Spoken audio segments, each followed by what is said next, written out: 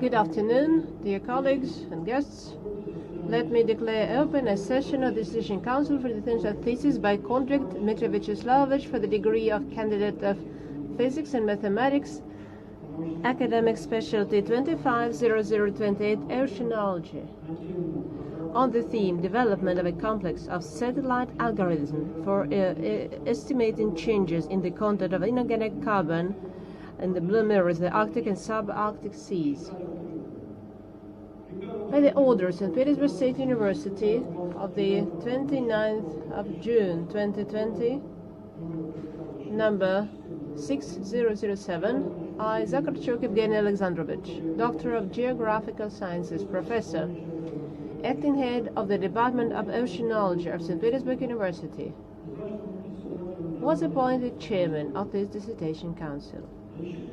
Let me introduce my colleagues, members of the Dissertation Council: Emiliania Tatiana Vasilievna, Doctor, Geographical Sciences Professor, Head Department of Oceanology of St. Petersburg University; Dmitry Vasilyevich, Doctor of Geographical Sciences Professor, Professor of the Land Hydrology Department of St. Petersburg University; Zimin Alexey Vadimovich, Doctor of Geographical Sciences Professor of the Department of Oceanology of St. Petersburg University, Senior Researcher of St. Petersburg Branch of Shirshov Oceanology Institute; Kuznetsov Vladislav Yurovich, Doctor of Geological Sciences Professor, Head of Department of Geomorphology of St. Petersburg University. In the remote interactive mode, we have Filatov Nikolai Nikolaevich, Doctor of Geographical Sciences Professor, Correspondent Member, Russian Academy of Sciences, Chief Researcher of the Laboratory of Geography and Hydrology of the City of Water Problems of the North, Karelia Research Center, Russian Academy of Sciences; Yakushev Evgeny Vladimirovich, Doctor of Physical and Mathematical Sciences, Norwegian Institute for Water Research. Nikolai Nikolaevich, Evgeny Vladimirovich, can you see us? Can you hear us? Yes, I can see and I can hear you. I can hear you well. Also, the degree applicant is present, Kondrik Dmitry Vyacheslavovic, and his academic advisor, Voznikov Dmitry Viktorovich, Doctor of Physics and Mathematics, Professor, Deputy Director for Science, Leading Research Fellow of the Nansen International Center for the Environment and Remote Sensing Research Foundation. To improve the quality of communication, dear colleagues, I invite those of you working in the remote access mode, please remember to switch off your microphones, but please remember to switch them on when you're given the floor. Let me also inform you that our session is being broadcast online at St. Petersburg University website, and the speeches are being simultaneously translated from Russian into English or from English into Russian. During the live broadcast of the Dissertation Council session, an email address is currently displayed, at which all the listeners can express their opinions and send questions to the degree applicant online. Questions should be regarding his thesis and the ongoing scientific discussion of his speech. These questions shall be forwarded to me by our technical support department, and I shall read them during the discussion. Questions should be related strictly to the applicant's speech and the content of his thesis, and it's obligatory to indicate the name, position and place of employment of the author of the question. Questions that are not related to the scientific discussion, the thesis, and the text and evaluation of the thesis should not be presented. In accordance with the order of awarding degree of Candidate of Science and Doctor of Science at St. Petersburg University, approved by the local regulations of St. Petersburg University, hereinafter referred as the order, a session of the Dissertation Council is considered competent if at least 2/3 of the approved members of the Council are present, but not less than 4 persons. Our Dissertation Council consists of 7 members. All the 7 members are present, including 2 members of the Council in the remote interactive mode. All the members of the Council and the applicant and his academic advisor have audio-visual contact. Thus, we have the quorum. Let me set forth the following procedure of today's session with the approximate duration of 2 hours. 1. Chairman's summary report on the main content of documents submitted by the degree applicant and their compliance with the applicable regulations. Answers to possible questions, 5 minutes. Second, brief presentation by the degree applicant outlining the key points of his study, 15 to 20 minutes. 3. Questions to the degree applicant strictly on his report, no more than 2 minutes per question, and answers of the applicant, 2 minutes per each answer. Speeches in turn of all members of the Dissertation Council with their reviews, and a presentation of the applicant with a summary of their opinions and answers of the applicant. All the reviews have been published at the university website, so I invite all the council members to focus on the comments and remarks. You will have approximately 10 minutes each. Speech of the chairman with his opinion of the thesis, approximately 10 minutes. 6. Answers of the applicant to questions and remarks asked by members of the Dissertation Council, no more than 20 minutes. 7. Open discussion. Speeches of attendees with a summary of their positions and or specific questions and suggestions to the author, strictly on the theme of his study, no more than 2 minutes for each speaker. At that, other speakers are kindly requested to register in the registration sheet and to fully introduce themselves before speaking. 8. Presentation by the chairman of questions to the degree applicant sent in the course of discussion of his presentation and the scientific discussion during the broadcast of the Dissertation Council session at the St. Petersburg University website. 9. Answers of the applicant, no more than 2 minutes per each question. 10. Speech of the applicant's academic advisor, no more than 5 minutes. 11. Discussion before open voting on awarding or not awarding the degree to the applicant.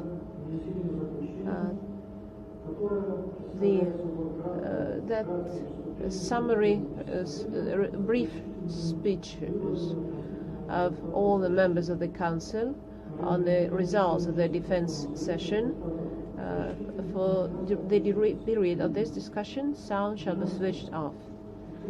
12. Open individual voting, and the chairman shall count the votes, and the results shall be recorded in the minutes of the meeting.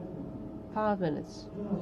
13. A decision on awarding or not awarding the degree to. And 14. Closing remarks of the applicant, no more than 2 minutes. Dear colleagues, do you have questions or objections to this procedure? No, we don't. There are no objections. Then let us start the procedure. But before, I kindly request you to switch off your mobile phones. Thank you for your understanding. So let me start with the chairman's summary report. Thesis by Kondrik Dmitry for the degree of candidate of physics and mathematics, academic specialty 25-00028, on the theme development of a complex of satellite arrays for estimate changes in the content of inorganic carbon in the bloom areas of Emiliania, Huxleyi in the Arctic and subarctic seas, was accepted for defense by the order of academic secretary of St. Petersburg University of the 25th of June 2020. Order number 5853/1.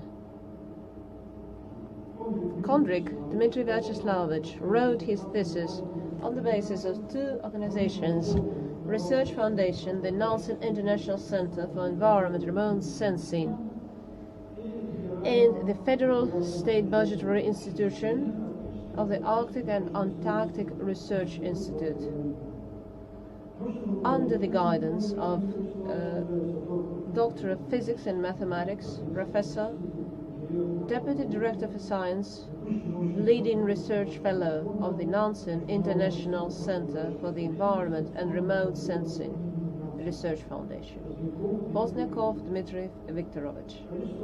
A number of publications of the degree applicant which set forth the main results of his research according to the enclosed list is 6.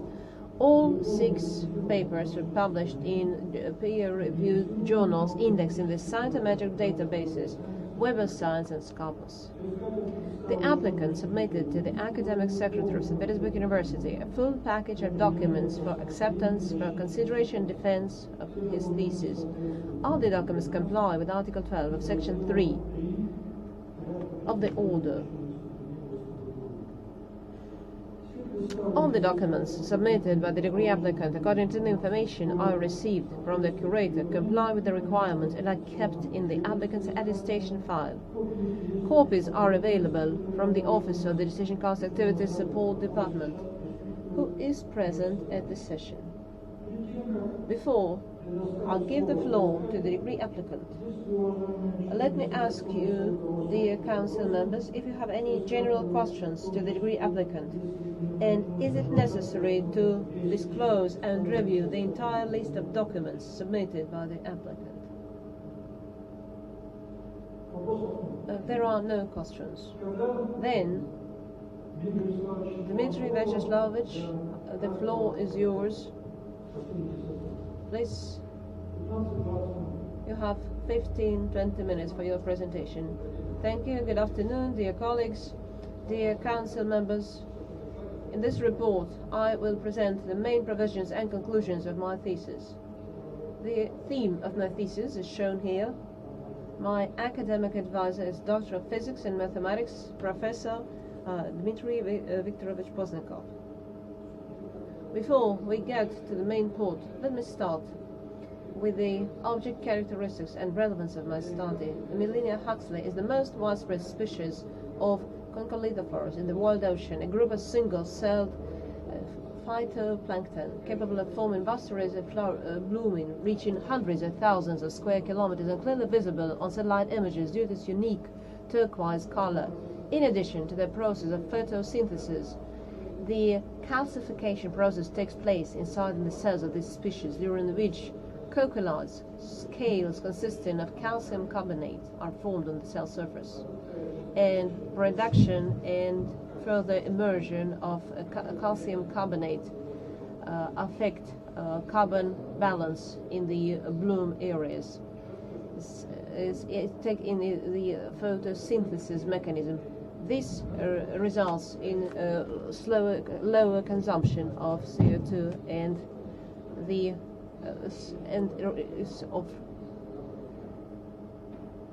into the marine environment. Thus, this algae, at least in the area of bloom, is able to influence the CO2 exchange between the atmosphere and the ocean, and the carbon cycle in the surface layer of the ocean. This determines relevance of my study in terms of its impact on both the climate and ecology of the marine environment.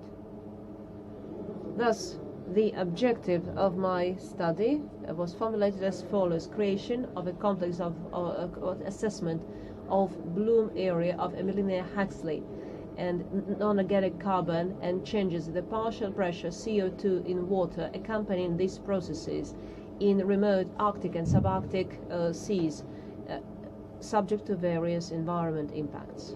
Provisions put forth our defense are shown here.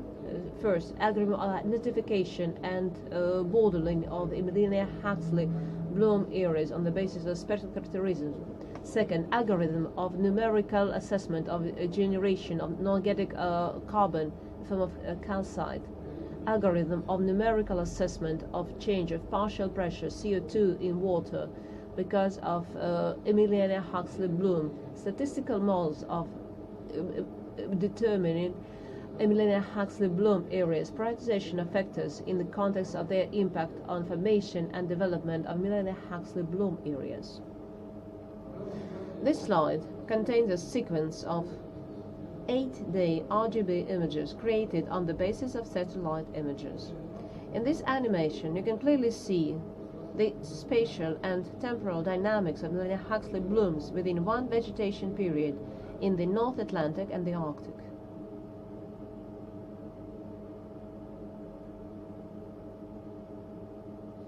Since color is a reflection of spectral composition of the light signal received by the satellite sensor, it is possible to create an algorithm that allows for automatic identification and delineation of blooms. It should be noted in advance that the reflection coefficient of remote sensing, shown in this graph, is the intensity of reflected signal from the water surface, and its high values are characterized by high brightness of the water surface. The algorithm development consisted of the following stages. For each stage, for each year, selected blooms with the largest area. In each image, we selected points with the brightest and darkest bloom areas.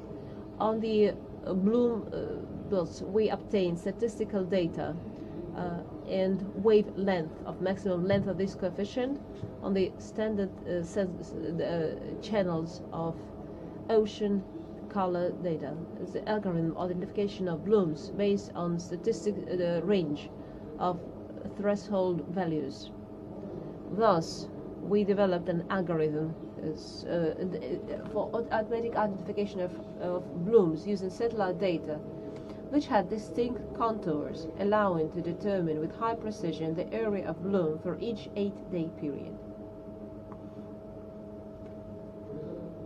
Based on the results of algorithm application, a graph of duration of the bloom period in the studied seas during the observation period was drawn. At the same time, should be noted the significant difference in the duration of bloom between the seas in the North Atlantic and the Arctic and the Bering Sea.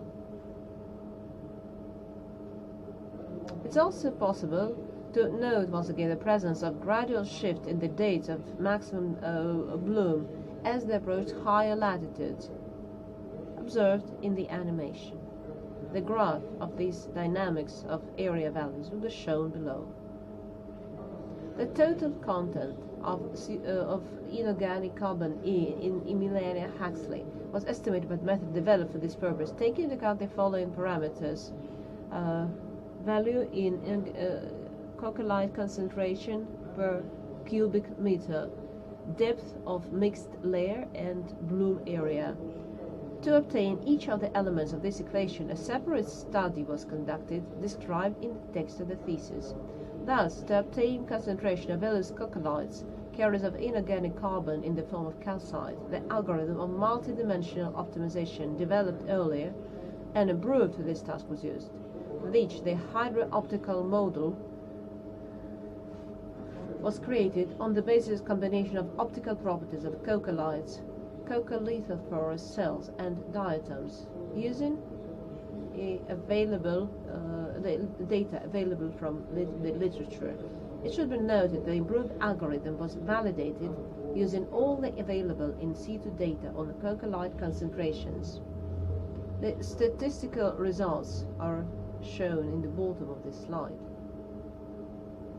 Thus, for the first time, the spatial temporal dynamics of the total inorganic carbon content within the mixed layer in the bloom areas of the 5 Arctic and subarctic seas was obtained and analyzed during the whole period of research shown in the slide, along with the dynamics of the bloom area. The results of the analysis of the obtained series are described in detail in the thesis. In particular, it's worth noting the significant difference in dynamics of the bloom area and the total inorganic carbon content within the mixed layer between the seas of North Atlantic and Arctic and the Bering Sea.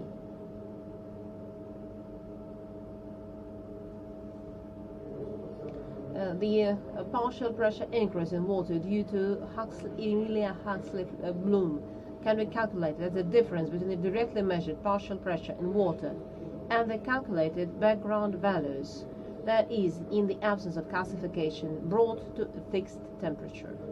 Thus, this was possible because previous in situ studies showed that firstly there's a regression relationship between the nitrite concentration and the background partial pressure of CO2 in water at fixed temperature of +10 degrees Celsius. And secondly, it is possible to further adjust the partial pressure of CO2 in water to the real temperature using the established logarithmic relationship.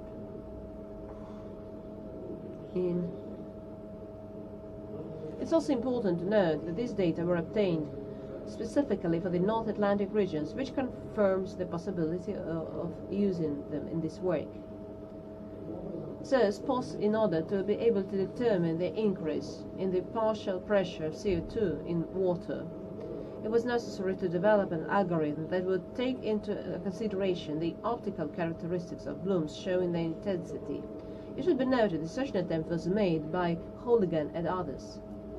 During a ship expedition in the North Atlantic, the authors obtained a regression ratio linking the light attenuation coefficient determined in situ at 532 nanometers and a partial pressure of CO2 corrected for temperature and fixed nitrate concentration.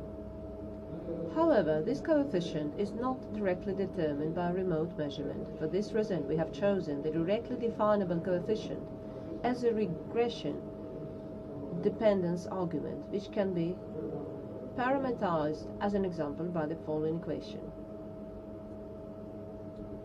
To establish the regression dependence between the reflection coefficient of remote sensing and the increase of partial pressure of CO2 at 10 degrees, all our in situ measurements in the studied seas, as well as data from the WOA Atlas 13 were used.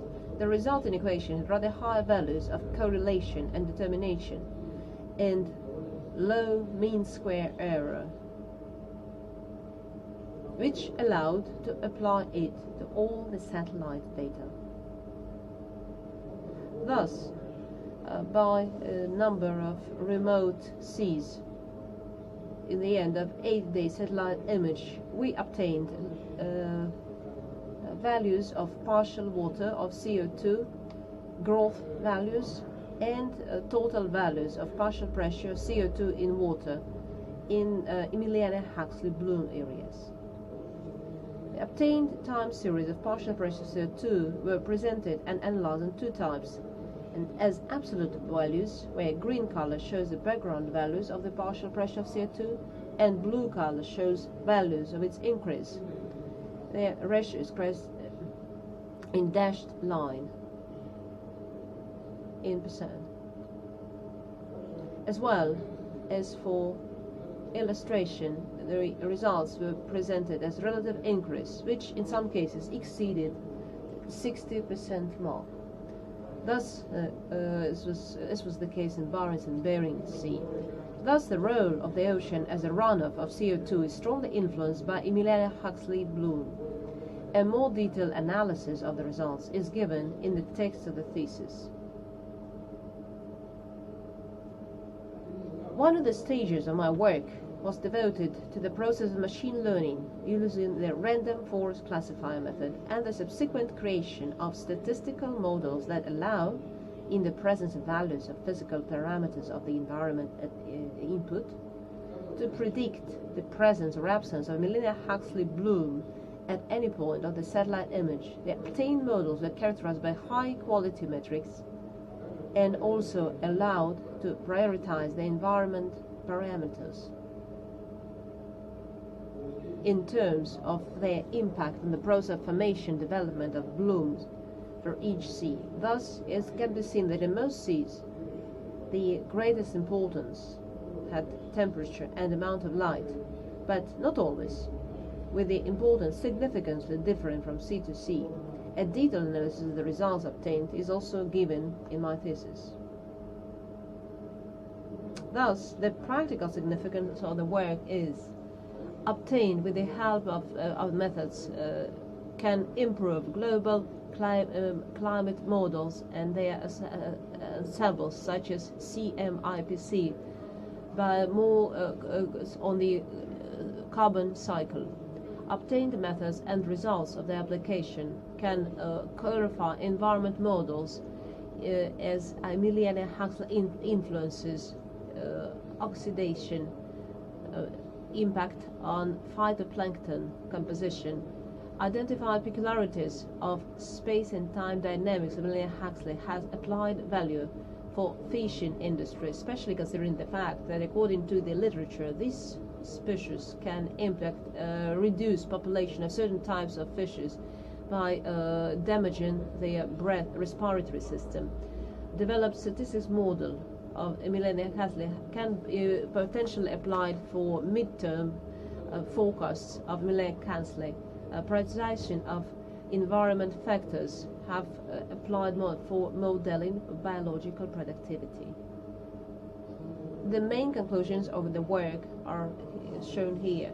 Developed algorithm identification of Emiliania Huxley bloom in seas based on physical properties of interaction of these algae with the sea water, different from algorithms developed by other authors.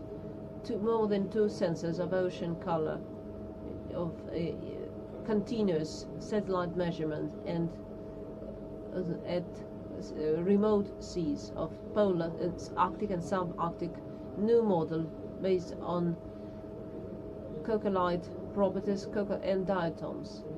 With the help of this model, we improved the algorithm of Boreali, which was created earlier, concentration of coccolites in the Emiliania Huxley bloom areas of inorganic carbon in the mixed layer in Emiliania Huxley bloom areas.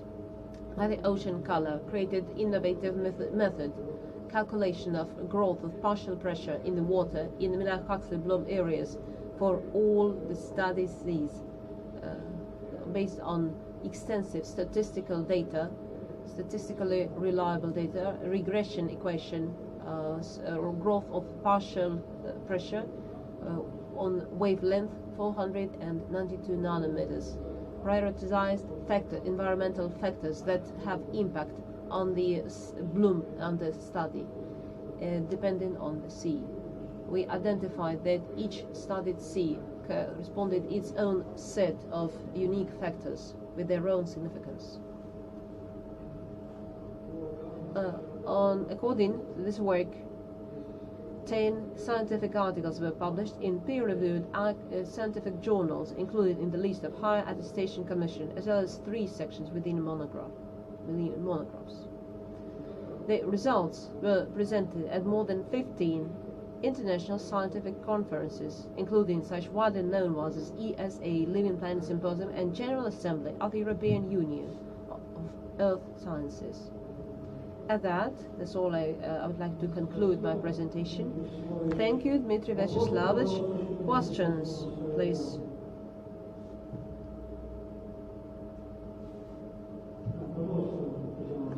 Tatiana Vasilyevna, please. I have 3 questions. First question, how or what principle is the basis of measurement of partial pressure, CO2 pressure in the ocean? This is my first question.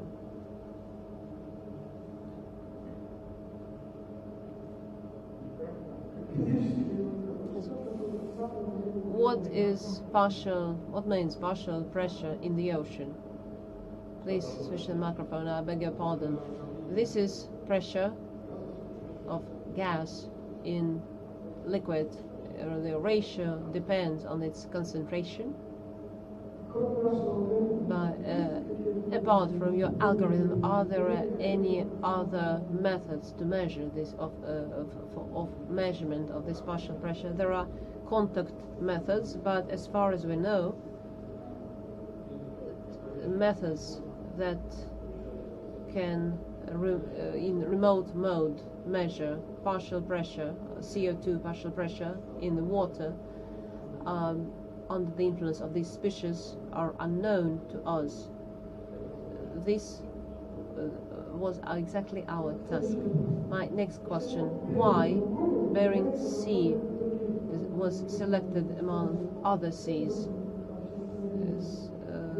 Slide 7. What oceanological processes explain such specific features of Bering? Thank you for this question. Indeed, Bering Sea, both by us and other authors, has found some specific features of Emiliania huxleyi bloom since 1998-2001. It should be noted that various efforts suggested various explanations that could explain this phenomenon. Remote impact of El Nino, changing PDO in the indices in decade in the indices of Pacific oscillation, decade oscillation. But in our thesis we suggested that is based on earlier determined by Panteleev and others, that in these years significant change of circulation of water in the sea occurred. So water exchange with the other parts of Pacific Ocean has changed, and maybe exactly for this reason this change in the water characteristics in the eastern part of Bering Sea occurred. So maybe this such major changes could take place. Thank you. More questions, please. Vasily Vasilovich, welcome. Dmitry Vasilovich, could you please tell us, Dmitry Vyacheslamovich, if you know of any periods when something similar was observed? I'm talking about global warming, oxidation of seawater. Maybe you remember when this happened and how quickly has the marine ecosystem recovered? This is my first question.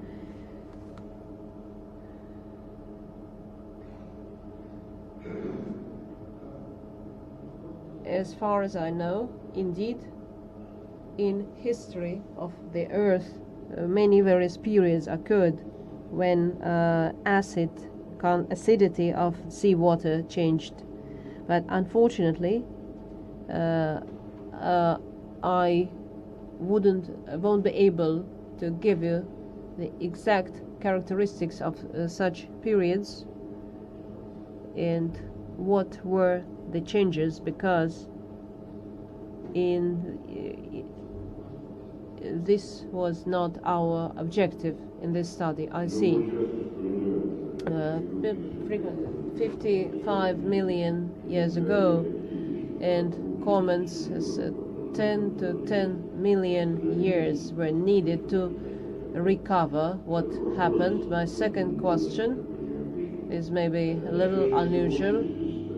Most often because of global warming, and when you talk about relevance of your work, there are four main factors: temperature, oxygen content, and CO2 content in water. And could you please tell us about each factor? What is happening because of the to each factor because of the global warming? Thank you for this question.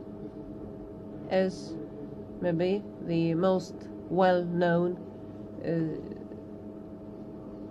higher carbon concentration in the atmosphere and in the ocean, which is a runoff of the atmosphere, especially in high latitudes. Also, as for pH, there is a study which shows that our oceans are becoming more, acidity is growing. The pH is moving towards acid environment. As for oxygen, here maybe it will depends on a particular region. There are cases where hypoxia areas occur, which is bad for many species in this living in such areas. As for global assessments, maybe it's hard for me to tell you regarding oxygen. As for temperature, of course, here this is a consequence because of greenhouse effect is becoming more prominent, and carbon concentration is increasing, so the temperature is also increasing, which results in many consequences with positive feedback, such as glacier melting, etc. Thank you. Thank you. More questions, please? This?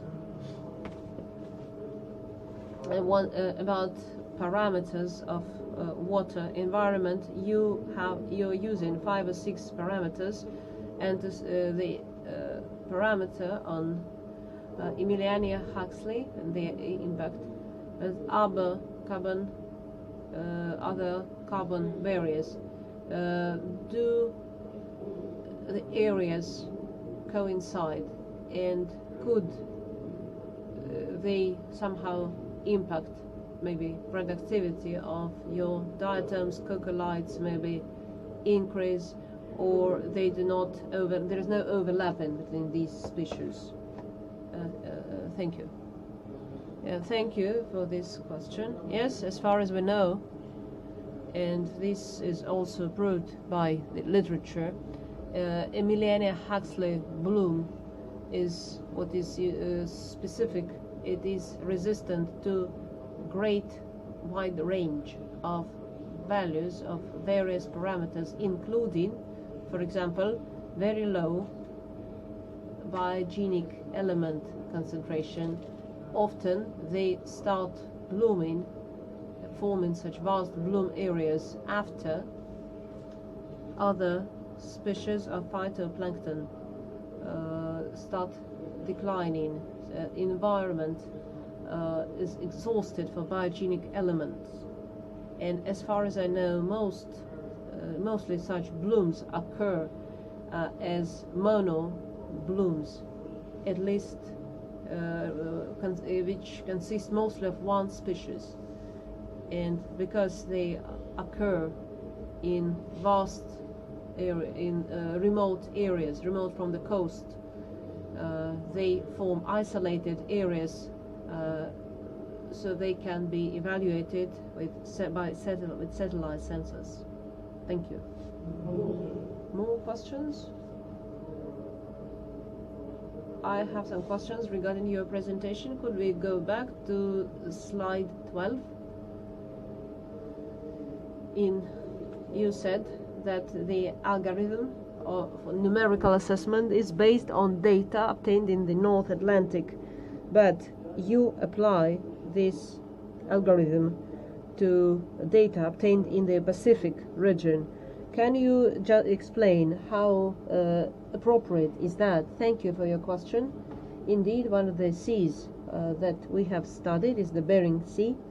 It's part of the Pacific Ocean. And of course, here differences may occur in mechanisms, but it should be noted that in the article that describes the relation and the possibility of adjustment of partial pressure on CO2, we say that these processes mostly depend on temperature values. And if we talk about adjustment to northern temperature, here it is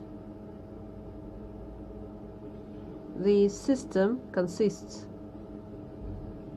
of proper temperature values and tabulated coefficients. As for regression relation by nitrate concentration, this study was indeed conducted in the North Atlantic region, but on a vast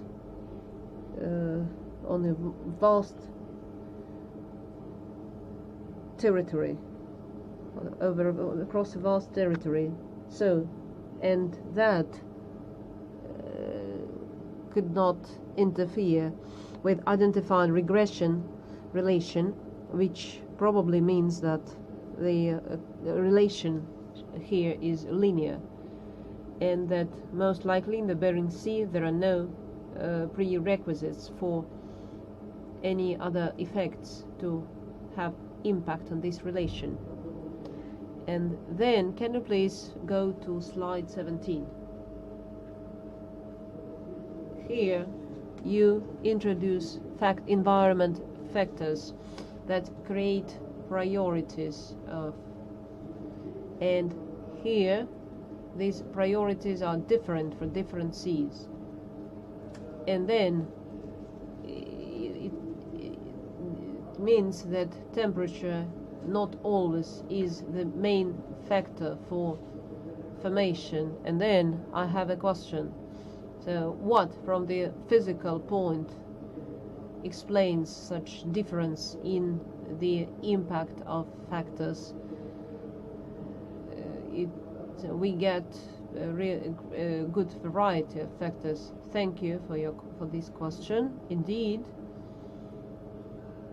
the impact, the greater impact was usually recorded because of temperature and light, which is common in phytoplankton species, with some exceptions. For example, in the Bering Sea, this case is described in the thesis in detail. As you can see, the salt values start prevailing. So the salt parameter is getting priority. So saltiness is an indicator of water masses arriving from other regions. So maybe the saltiness value, maybe water masses could be poor in biogenic components, and that increased competitiveness of Emiliania huxleyi compared with other species, since maybe water from other regions, so the saltiness was different, the salt content was different. So that's only an indirect indicator, the way it is described, and in my answers. Of course, unfortunately, it would be more appropriate to add as concentrations of biogenic elements, then we could with more certainty talk. But that's what we were able to obtain from satellite images. Nikolaevich, Evgeny Vladimirovich, do you have any questions? No, not at this point. Not at this point, Evgeny Vladimirovich. I have asked my questions in my review. Vladislav Yurovich, as for your conclusions and forecast possibilities of the data, in the beginning of your conclusion, you say that despite the global warming, obtained data did not identify clear tendencies, any clear trends. And in the last sentence, you say that these models can be used for long-term forecasting. So what is meant here? Maybe you mean regional forecasting rather than global forecasting. Could you please explain? Thank you for your question. In the last phrase, I mean that our models were developed for each sea separately, so they are regional. They give us a chance with available environment parameters available, for example, from the global models, so data for the future can, by these factors, we can use to forecast changes, any changes in bloom areas of Emiliania huxleyi. And here there is no contradiction, no contradiction, because so far during the period under study, we have not seen any significant trends. But the phrase that you have quoted is talking here. I was talking about modeling for the future. I have several questions. on page 19, you said, I'm quoting, changing the amount of light, Emiliania Huxley also impacts water flows in the surface layers, changing such important features as stratification. How crucial is the contribution of this factor to stratification compared with other known processes? Thank you for this question. Indeed, maybe this impact is maybe not as obvious as some key mechanisms that occur in the surface layer, but such mechanisms were described in the literature. For example, reflecting a considerable amount of light. There are some suggestions, some works that claim that the amount of solar radiation hitting the surface, or hitting not exactly in the water depth, or reaches the mixed layer where these species reside, but in our opinion this impact is not that prominent as compared with other mechanisms, but maybe as a mechanism we decided to use it in the thesis. So this is only an assumption. There are no qualitative assessments of Emiliania Huxley contribution into stratification. No, at least we never came across any such assessments. In chapter, I have another question. Chapter 1, you said, considering the warming tendency of the Arctic region, we may expect that the conditions for competitiveness will make Emiliania Huxley more competitive compared to other types of phytoplankton, of biogenic elements to the surface. And then you say that some foreign scientists have believe that warming of subarctic seas, Emiliania Huxley will get stronger, for example, in the Barents Sea. So the greater stratification may lead to more positive environment for bloom. And in conclusion, you said that your study, unlike in other parts of the world ocean, Emiliania Huxley in the Arctic and subarctic show no tendency of growth in during this period under study. So your results contradict results obtained by Western authors. So maybe when studying mechanisms, you missed some significant factors. Of course, global warming is in progress, and the environment becomes more favorable for the blooming of phytoplankton, and this does not happen. So maybe something is wrong here. Thank you for your question. Maybe here we should also consider the scale of variability. Quite a number of many authors claim that the conditions for these species will grow better gradually.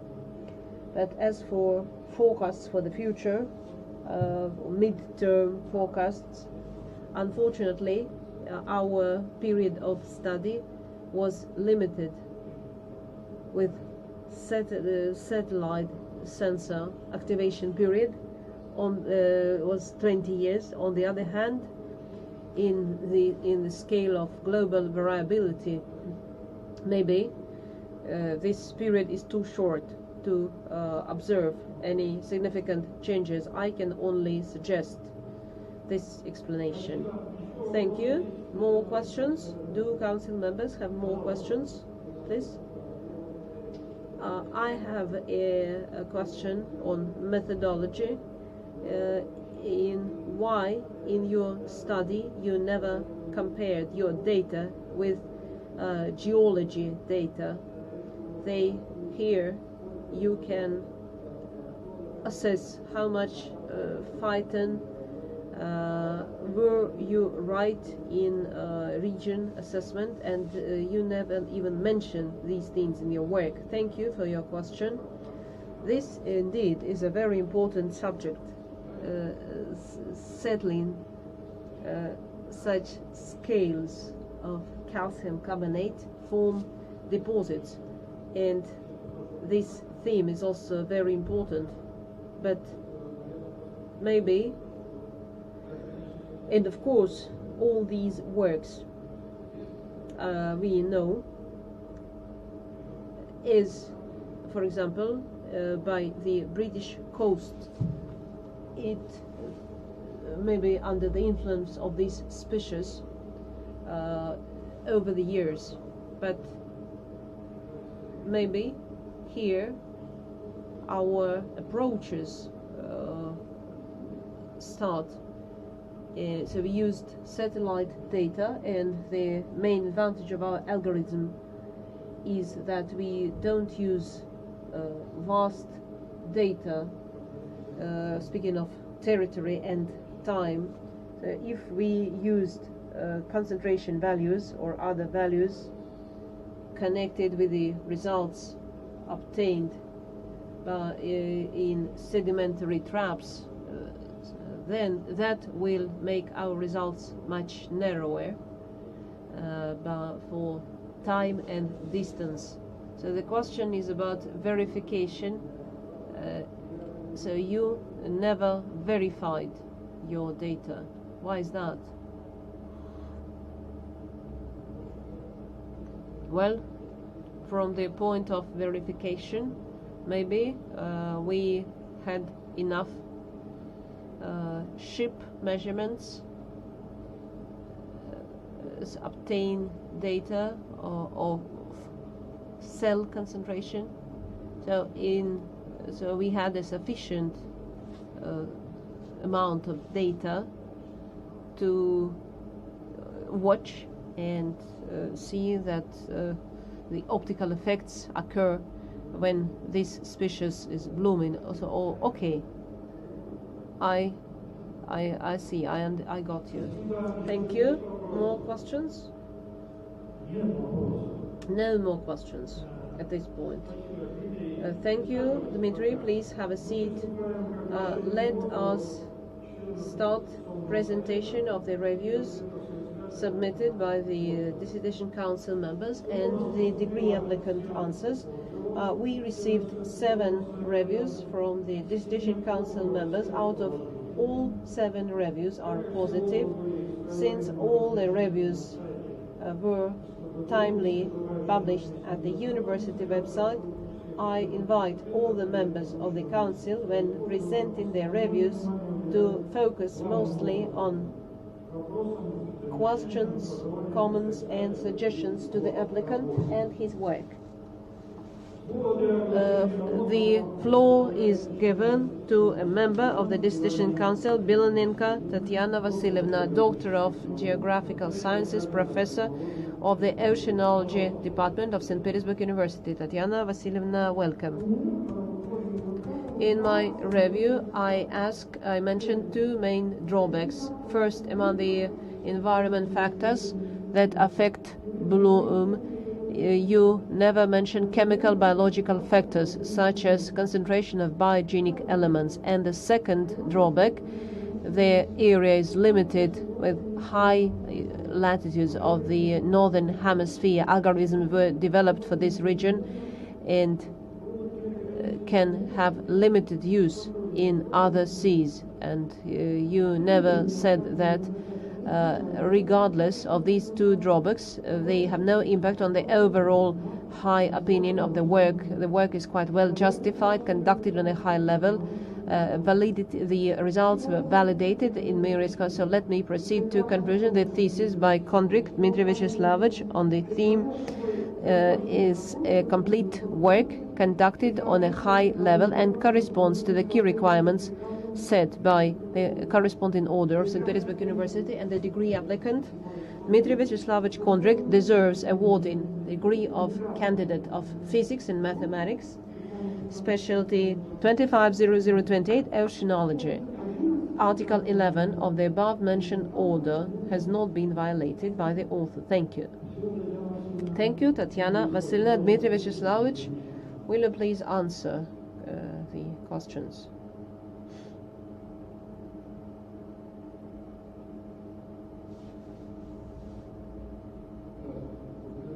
Thank you for your review. Indeed, in the statistical analysis with the use of machine learning methods, originally we planned to use values of chemical and biological factors and the values of pH, concentration of nitrates, phosphates and silicates. However, as I have already explained, during the preliminary analysis we found that despite the fact that the number of initial records in such extensive data such as World Ocean Database 2013 for each of these parameters had several million, after the application of appropriate regional and temporal filters, including for periods of presence of Emiliania huxleyi blooms in the studied water areas, this number became statistically insignificant. This fact did not allow us to include these parameters in our analysis because the success of machine learning directly depends on the size of the training sample.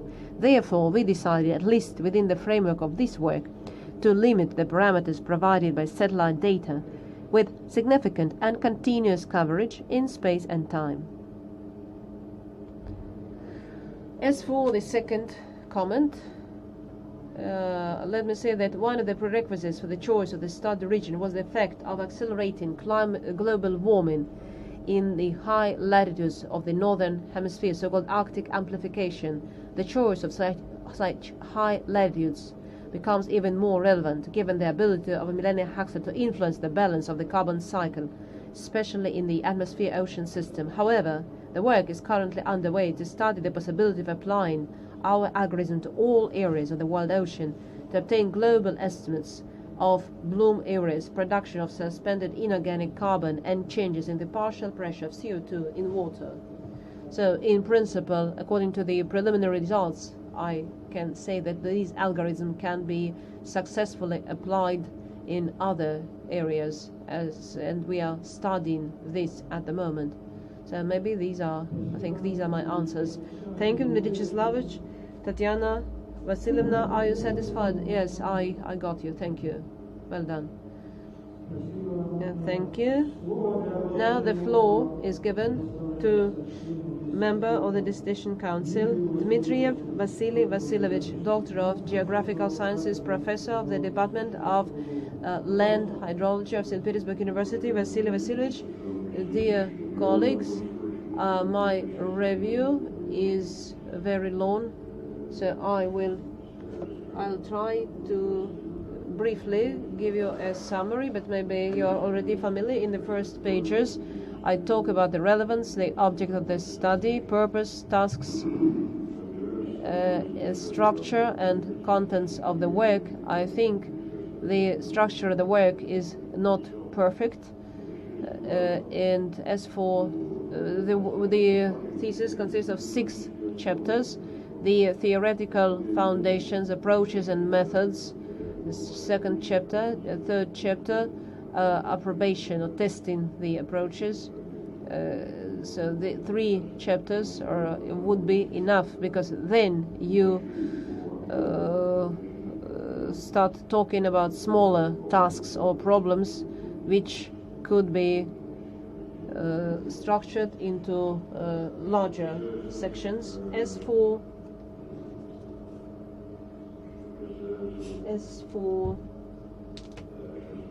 chapter 6, as I said, you confirm or you found that concentration of those algae have dome shape. This is quite a well-known fact. Shepherd data, the tolerance of dome-shaped. In a journal, I came across an article, cap-shaped. So this cap-shaped function has a wide range of tolerance. You also said that if they are, then you have liberty to look at how they propagate northwards and the analysis. And as for what you found,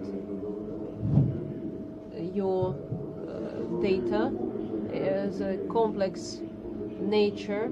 I would recommend that you use the term systematic rather than complex. The system of factors that can impact.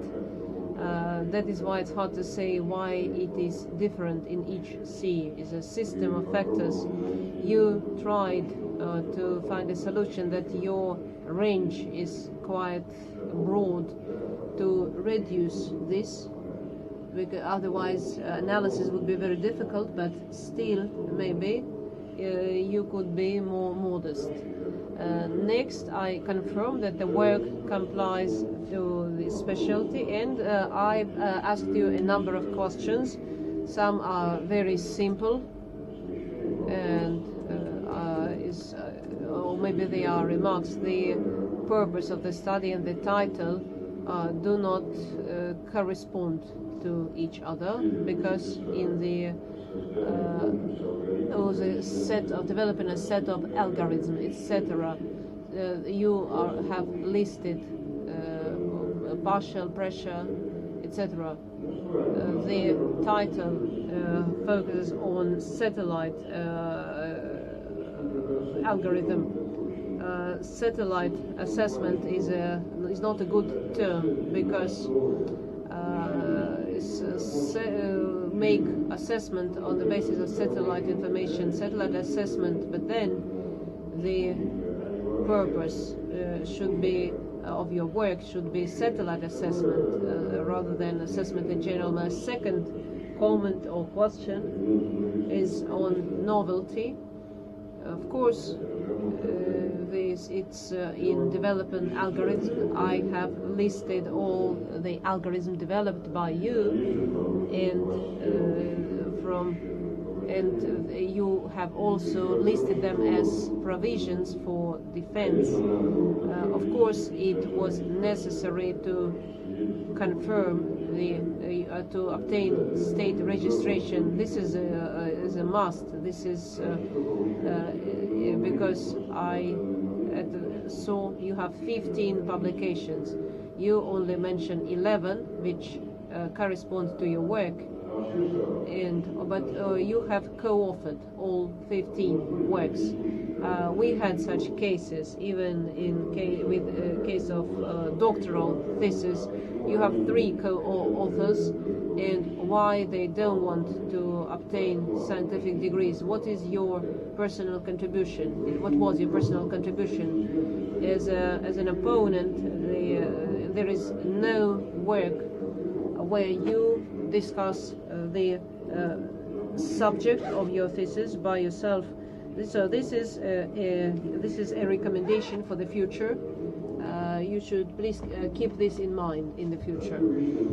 Personal contribution section should be, you should mention implementation, such as taking part in grants. So you should describe this work in third part. I would like to ask for some clarifications from remote mode discussions that we had. What is missing?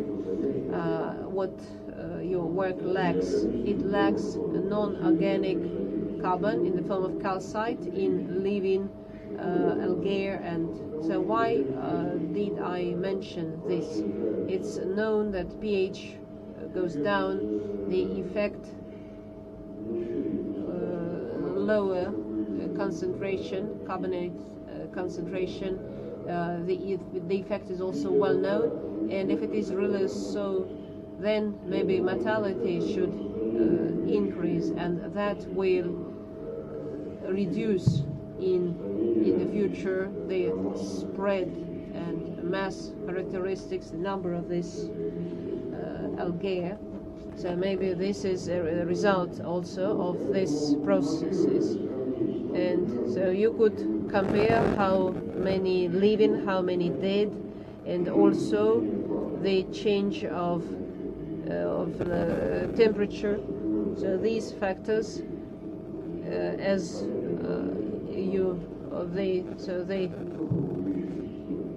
not only mortality increases, but also productivity reduces. So maybe so these are very interesting questions, or maybe by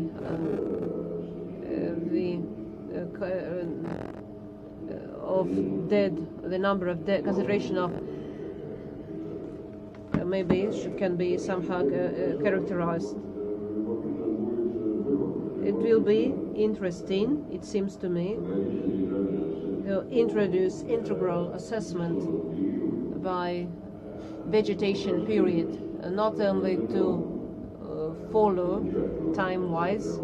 So you've shown us this animation, but also to watch the increase, how it reaches the peak and then goes down, and compare. Of course, that will be a difficult task, but maybe you can do that in the future. And finally, is calcium only present in this algae? Maybe not only, maybe in other types. And then what shall you do? Maybe you have devoted too much attention, paying too much attention to this algae. Next,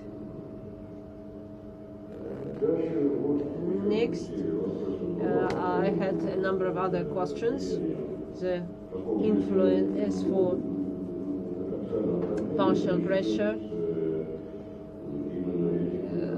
because of these microalgae. I think this is a very difficult task, and to rely on empirical moments through nitrates. This is one of the approaches, maybe, but other approaches should also be used, and they will not agree well with each other. One thing is validation, and other is so we got same results in 3 models. So maybe that will not happen.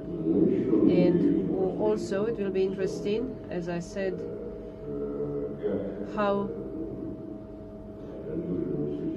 contouring of bloom areas agrees with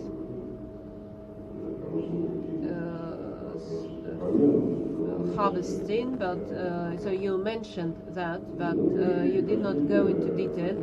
And finally, my last question is how the sphere of your research corresponds to the specialty passport, but in the specialty passport includes 20 or 30 spheres of research. You have to identify 2 or 3 closest to your work. So that's good manners. I think the work corresponds to the basic requirements of awarding academic degrees at Specility University, and the degree applicant deserves awarding the degree. The only thing that I would like to hear, why geographical sciences, not geographical, but not of physics and mathematics, in this cycle. And one of the so this is not this is not geographical sciences. This is not physics and mathematics. What is new? What has it done? What what was his contribution in physics, in mathematics, how has he contributed. So that sense you have to be ready. Why physics and mathematics? So maybe you can explain this. So I have outlined my review. Thank you, Vasily Vasilyevich, Dmitry Vyacheslamovich. Could you please answer questions?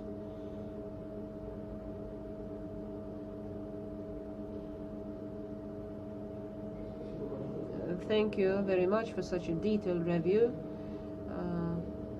We will certainly take into account your suggestions. Let me try to answer your suggestions. As for the first one, perhaps the purpose of my work should be formulated in more detail. However, the purpose of the work, in contrast to the title, also reveals its main stages: identification of bloom areas, assessment of suspended inorganic carbon, and changes in the partial pressure of CO2 that accompany these processes. Thus, the formation of the purpose and attempt was made to specify processes and phenomena under study. As for the second point, here there's a small comment about the list of scientific points of scientific novelty and other lists. They should be numbered, so I apologize for this. As for patenting, this issue will certainly be discussed in our team, and so we shall certainly think about that.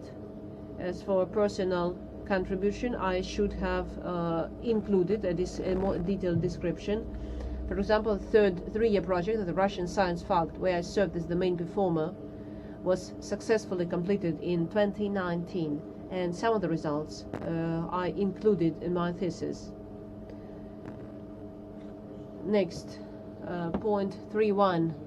Indeed, Emiliania huxleyi is a source not only of suspended carbon in the form of coccoliths, but also detritus, which is formed, among other things, as a result of deposition coccoliths and their destruction. I have already touched upon this briefly.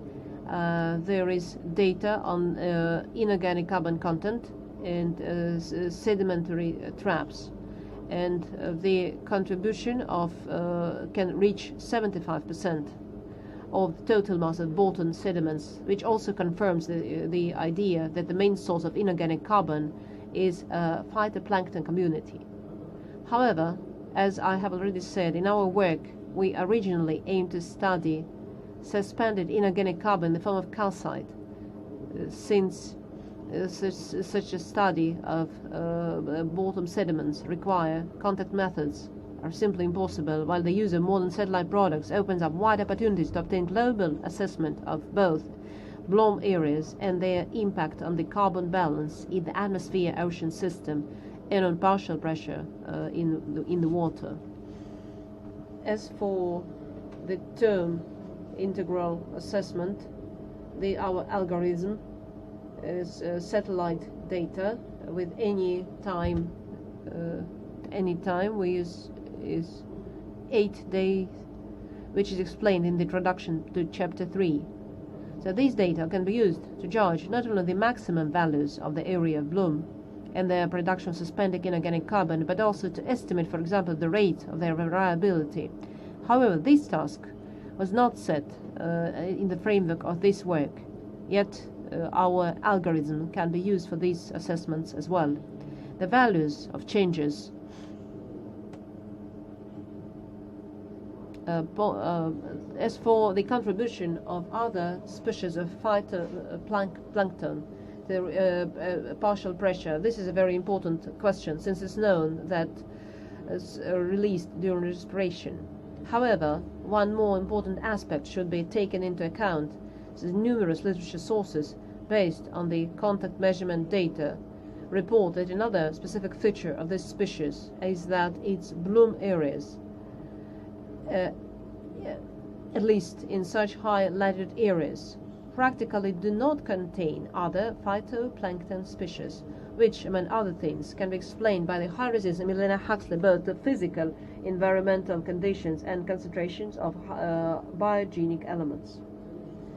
And for the same consideration, we may say that the authors of contact measurements, Robertson et al., to which reference is made in the text of the thesis, estimated the blocking of CO2 absorption from the atmosphere exclusively for Emiliania huxleyi. This is the advantage of our algorithm. It allows to calculate the addition to the partial pressure of CO2 in water exclusively for the studied species, since it is based on the established regression dependence of the optical characteristics inherent to Emiliania huxleyi. So the impact of other species in partial pressure is simply excluded. Next, 3.3. As for the practical significance of the results of applying on fission activities, as described, for example, on page 11 of the thesis, according to the literature, this species can cause a decrease in the population of some fish species by damaging their respiratory organs. For example, when predicting migration routes of fish populations and planning their catch, information about the spatial distribution of Emiliania huxleyi will allow you to make appropriate adjustments in a timely manner. However, implementation of such forecasts requires appropriate competence and is beyond our specialization, so is not included in our future plans. As for the impact on the carbon cycle, the results of our algorithm can be taken into account in the global and regional models of the carbon cycle, both biological and physical, especially taking into account the fact that according to our data, the studied blooms can occupy significant parts of the studied water areas, up to 20% of the Barents Sea area. Also, one of the tasks that we have been working on is to assess changes in the flow of CO2 from the atmosphere into the ocean due to the increased partial pressure in the areas of blooms, using new data from the Ocean Carbon Observatory 2 satellite, which contains data on concentration of CO2 in the atmospheric column.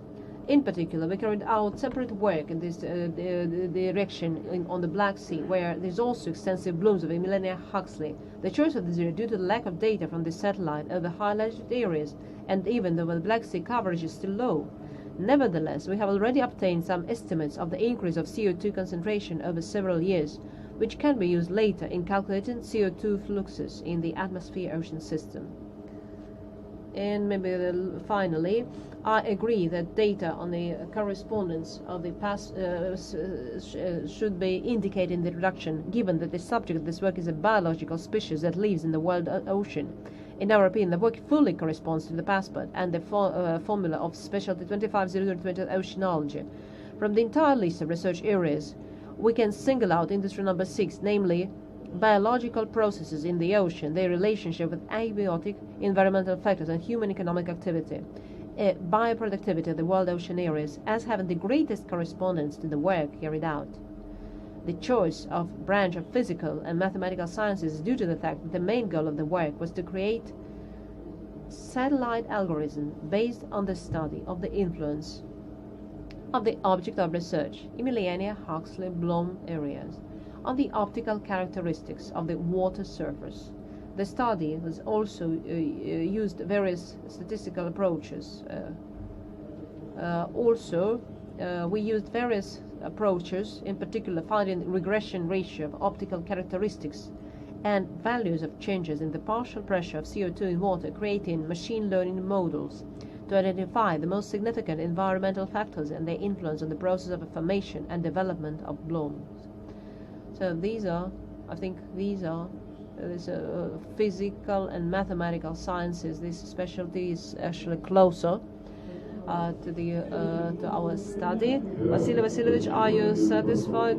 Yes, the answers are detailed, but I think in the discussion part we will continue our discussion. The floor is given to the member of the Dissertation Council, Zimin Alexey Vadimovich, Doctor of Geographical Sciences, Professor of the Oceanology Department of St. Petersburg University, Russian Academy of Sciences. Welcome, Alexey Vadimovich. My review is 4 pages long, and I think the work is very interesting because there are good pictures of Barents Sea and I saw those algae bloom 78%. Other algae are also present.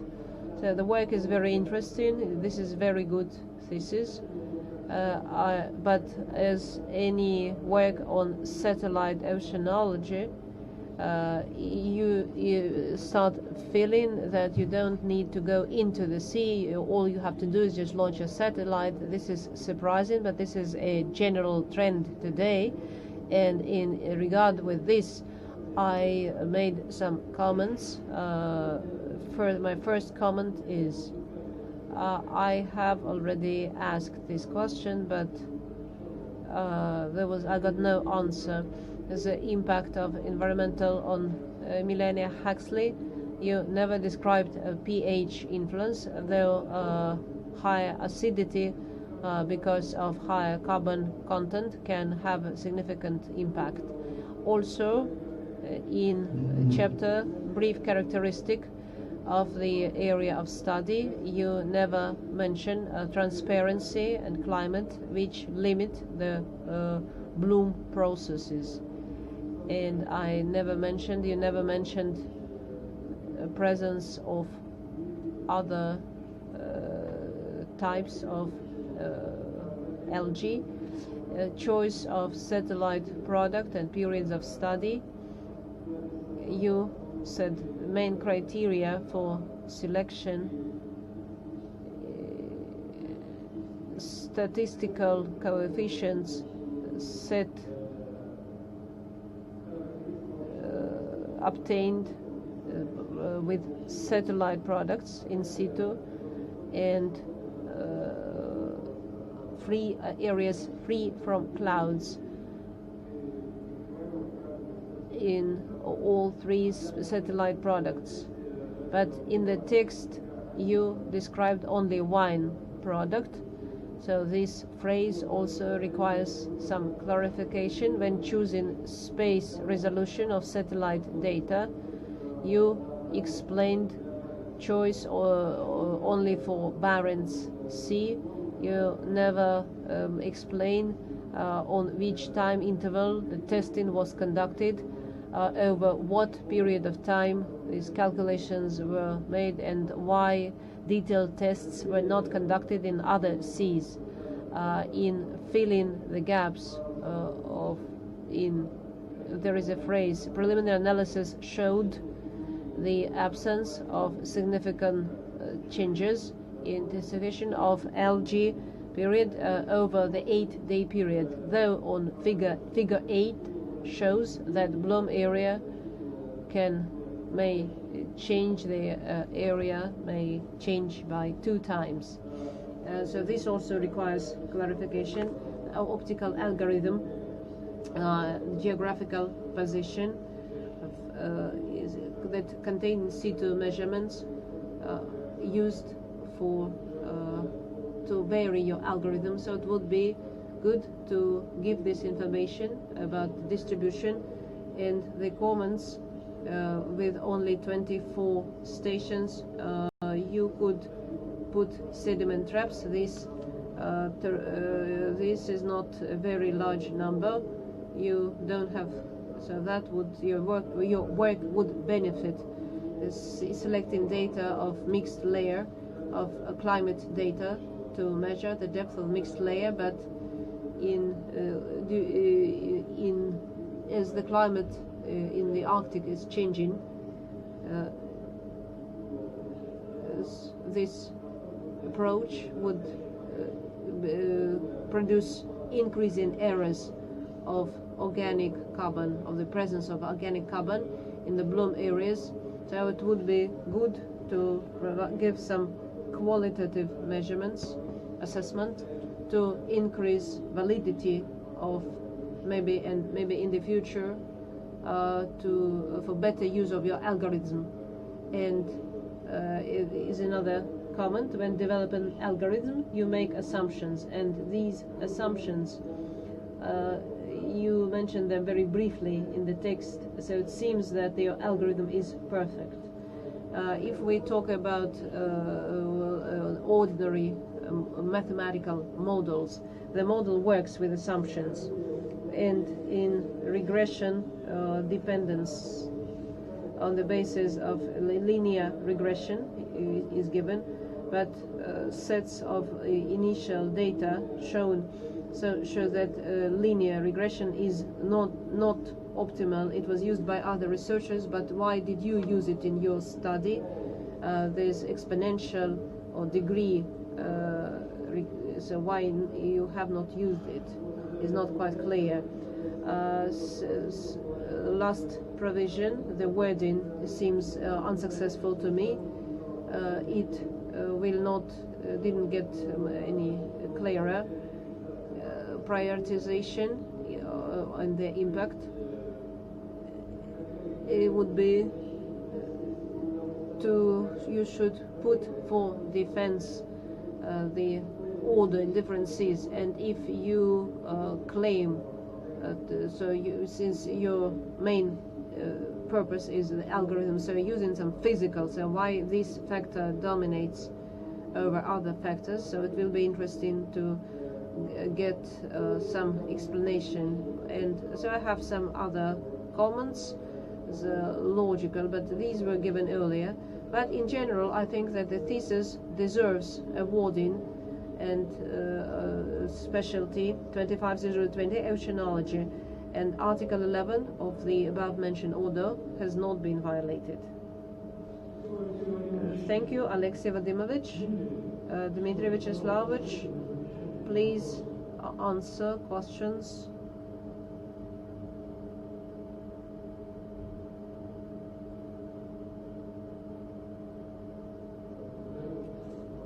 Thank you for such detailed review, and I will try to answer each point. As for pH, first of all, indeed, the studied species in sea world includes a number of ecotypes adjusted to various environments, which is described, for example, in a partial overview in 2002. This I should have included in chapter 1 together with literature overview on pH impact on the species. Many authors believe that oxidation of water leads to lower content of inorganic carbon and coccolite, while other authors believe that other factors have greater impact on biomass, such as concentration of biogenic elements and amount of light. As for the physico-geographic description of the study, of course, should be complemented with radiation factors such as greater number literature. As for water transparency, considering that for blooming Emiliania huxleyi is mostly characterized by areas, remote areas, or pure waters, so the transparency data here will have much smaller as for coastal areas for other types of phytoplankton. As for the choice of satellite product, here of course the addition of reference to your work, which describes in detail the process of comparison existing satellite products, we should at least briefly provide information about them. In addition to the European Space Agency product Oceanology CCI described in the text, two other projects were also considered: Measures by NASA and the Globe-Color European Space Agency. The essence of all three of these projects is in combining data from several satellite sensors. The criteria for their comparison were given in the thesis, and one of these was also a comparison with in situ values of remote sensing reflection coefficient taken from the CBOS database by NASA. As a result, Oceanology CCI was the best product based on a set of criteria. The choice of spatial and time resolution of the original data for the Barents Sea, since in this area every year there are the most extensive bloom. the values of reflectors to which it was the greatest. Since the comparison was made, including data averaged per month for each year of the study period, chosen was month with the largest area of bloom. In our case, it was August. It's worth noting that the difference in the value of the standard deviation between the considered average options by several orders of magnitude immediately made it possible to determine the optimal average value, both in space and time, since the error of several hundreds of CP1 in the case of minus first degree, in case of 9 kilometer, and was already comparable to the absolute values of the remote sensing reflection coefficient, while the deviation value for 8 day was 2 orders lower. So it was a fraction of percent of the absolute values. As for the choice was obvious, so maybe I did not pay enough attention to it.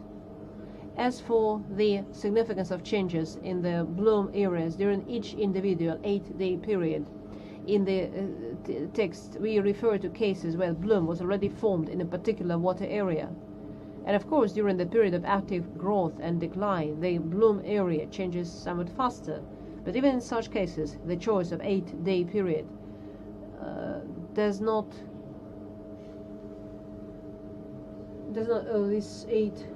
create significant difficulties in analyzing the spatial and temporal dynamics. As for the spatial location, changes within one water year were even slower.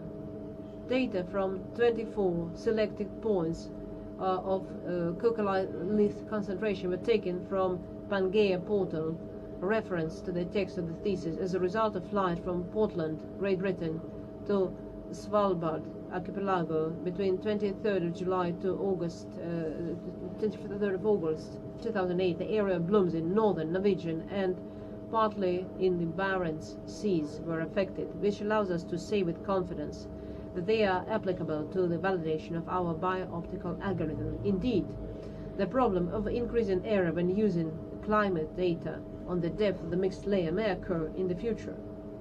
But unfortunately, to date, there is not enough contact data on the depth of the mixed layer to even more accurately calculate the production of suspended inorganic carbon. So was taken into account the horizontal bloom area of several 100,000 square kilometers, with a relatively small mixed layer depth of several tens of meters in the studied water area during the bloom period. It can be expected that total content of suspended carbon will largely depend on bloom area and coccolith concentration. Errors in determining the area of mixed layer should not significantly affect the resulting estimates. So the choice of linear nature of dependence was based on the following considerations. Given the amount of light reflected by blooms depends on the number of coccoliths produced, which are effective scatterers, the value of changes in the partial pressure CO2 in water directly depends on the intensity of calcification process, formation of coccoliths. So these two values should have linear dependence. However, it might be worth checking out other forms of dependency empirically. Thank you for this comment. And as for given the fact that each water area under study had a unique order of environmental factors under consideration, unfortunately it was difficult to concisely formulate the results obtained in one of the provisions submitted for defense. Nevertheless, the text of the thesis provides tables containing significance of each parameter for each studied water area, as well as detailed discussion of the results. And finally, I agree that instead of referring to some deleted sections of the thesis, we should repeat the information from the corresponding sections for ease of perception. And that's all I had to say. Thank you, Dmitry Vyacheslamovich. Alexei Vadimovich, are you satisfied with the answers? One point I'd like to clarify as for the size of the mixed layer. much analysis is now available, so you could have compared how your. So this information is now easily available. Thank you for this comment.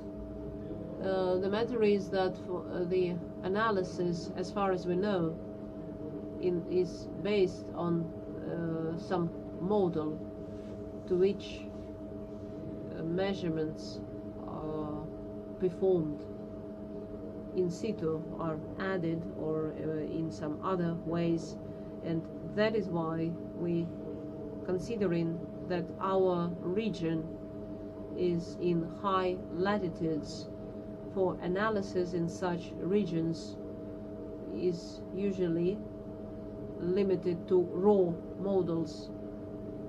The amount of in situ data available analysis becomes almost equal to a model. So that is why we decided to limit ourselves to climate studies, because here more data is currently available. Thank you. Thank you. Let's proceed to the next review. Let me give the floor to member of the Dissertation Council, Kuznetsov Vladislav Yurovich, Doctor of Mineralogy, Professor, Head of Department of Geomorphology of St. Petersburg University. Thank you. My review is very positive, and I would like to emphasize the personal contribution of the author, and it seems to me that the logic is very easy to trace. Reference to literature are very appropriate and very convincing. There are many references. There's not one. If any information is given, it is always accompanied by 2-3 references, which means that our applicant. I have minor remarks, comments about the use of terms which should be taken as comments for the suggestions for the future. So vulgarism, for example, the such parameter impacts chemistry of aquatic environment. This is not really, this is fairly insignificant, but in a thesis, in articles, such phrases should be avoided. But in general,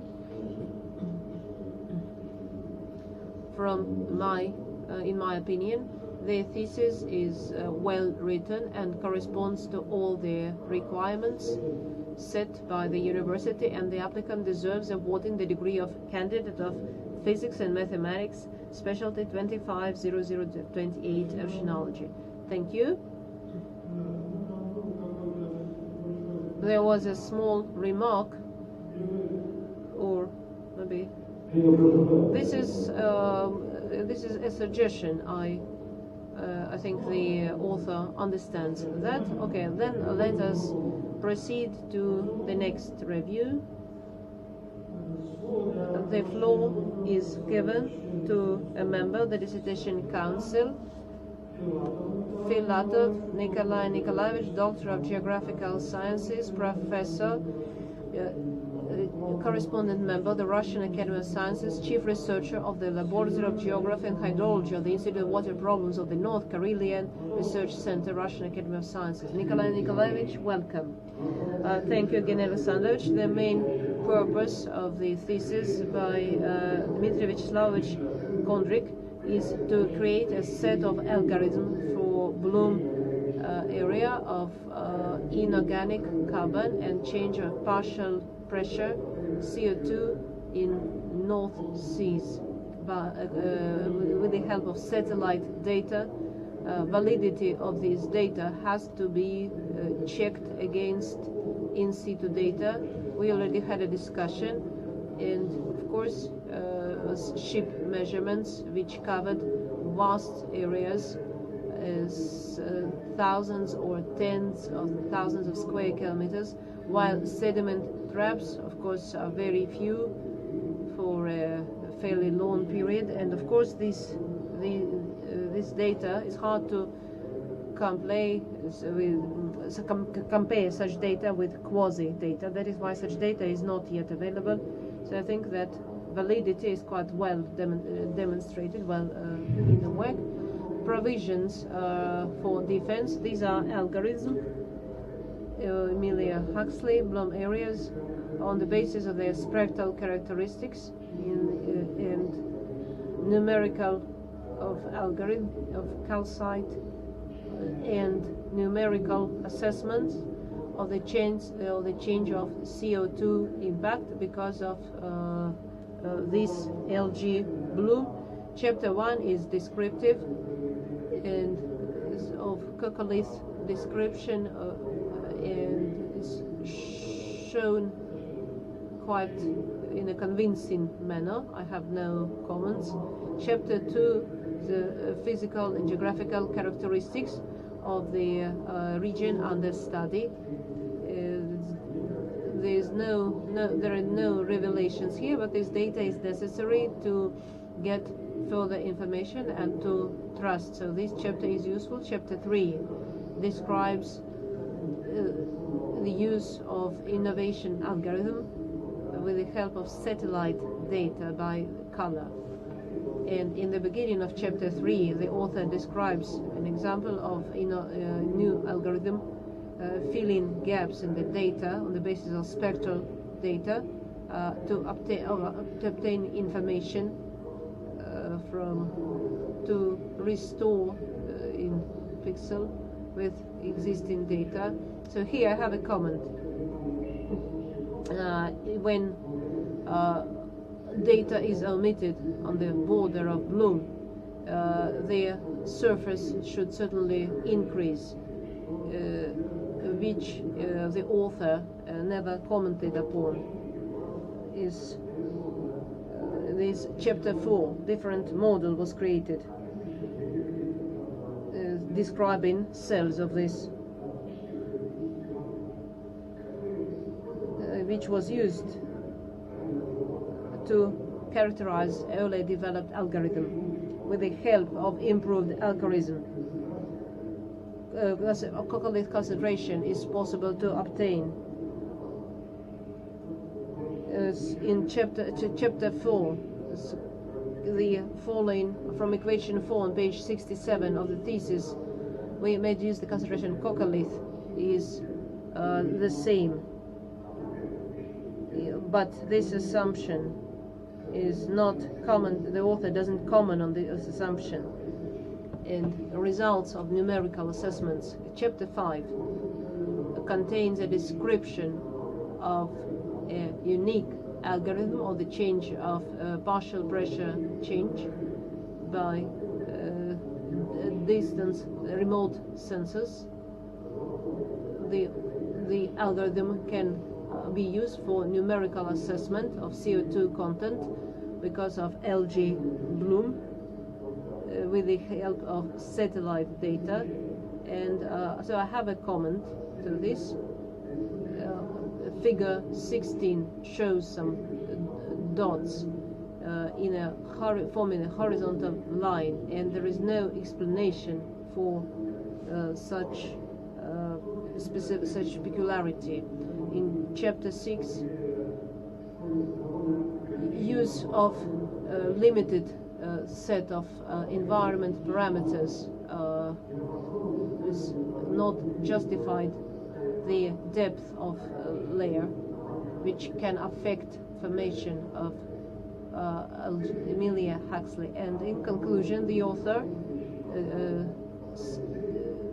some conclusions are given, make some conclusions and provisions to be protected. The main results were presented in reports of grant performed by a small team of researchers under the guidance of Professor Pozdniakov, together with in peer-reviewed articles presented at international seminars. The goals and tasks were performed, and despite some minor comments, the thesis by Kondrik, Dmitry Kondrik corresponds to requirements set by university regulations, and the degree applicant deserves to be awarded the degree of candidate of physics and mathematics, specialty 250028. Thank you. Thank you, Nikolai Nikolaevich. Dmitry Vyacheslavovich, please answer questions. Thank you for your review, and let me answer your comments. As for your first comment, insignificant increase in the bloom area with the help of the algorithm was indeed observed, but taking into account the fact that was only 4 kilometers, though for each pixel we used values for neighboring pixels, and the total bloom area was several thousand square kilometers, only fraction of percent. And considering a significant increase in coverage, so in some cases by several times, we increased area for analysis, so we think it was justified. Next, indeed, when calculating total content of suspended carbon, we assumed the coccolith cells is evenly distributed over the depth of the mixed layer. However, it should be noted that in the studied areas, the depth of the mixed layer was only 20 meters approximately during the bloom period. This is confirmed by information from numerous literature sources given in Chapter 1. For Emiliania huxleyi blooms, conditions of stable stratification with the shallow mixed layer are standard. These factors allowed us to make this assumption. At the same time, it's worth noting that considering the horizontal area in several hundred thousand square kilometers, it should be expected that the total quantity of inorganic carbon will be significantly more important than the coccolith concentration. As for the groups of points that Lima in figure 6, this is because the SOCAT and GLO-DAP databases, from which the values of partial pressure were taken respectively, had an exact geographical reference for each measurement, while the spatial resolution of pixels in World Ocean Atlas 2013 and Satellite Ocean Color CCI was 1 degree and 4 kilometers respectively, which led to the presence of several points with different values, which same remote sensing reflection coefficient. Should be noted that despite this fact, partial pressure of CO2 in such cases had close values, and the difference between them did not exceed the standard error of 23.4 microatmospheres. And as for your last comment, yes, indeed, it was originally planned to use more environmental parameters, including values of chemical and biological factors. However, the preliminary analysis revealed that after applying the appropriate regional and time filters, this number became statistically insignificant. Therefore, in this study, we decided to limit parameters presented by satellite data. As for the use of Ekman layer as a influencing factor, we assumed that this parameter would indirectly reflect the intensity of mixing. However, as shown by the results of machine learning, this parameter didn't have any significance in comparison with other environmental factors by application in applying machine learning methods. That's all I had to say. Thank you. Nikolai Nikolaevich, are you satisfied with the applicant's answers? Yes, Evgeny Alexandrovich, I am fully satisfied by Dmitry Vyacheslavovich's answers. Thank you. Now the floor is given to a member of the Dissertation Council, Yakushev Evgeny Vladimirovich, Doctor of Physics and Mathematics of Norwegian Institute of Water Studies. Evgeny Vladimirovich, the floor is yours. Thank you, Evgeny Alexandrovich. My review is also positive. I mentioned several positive features.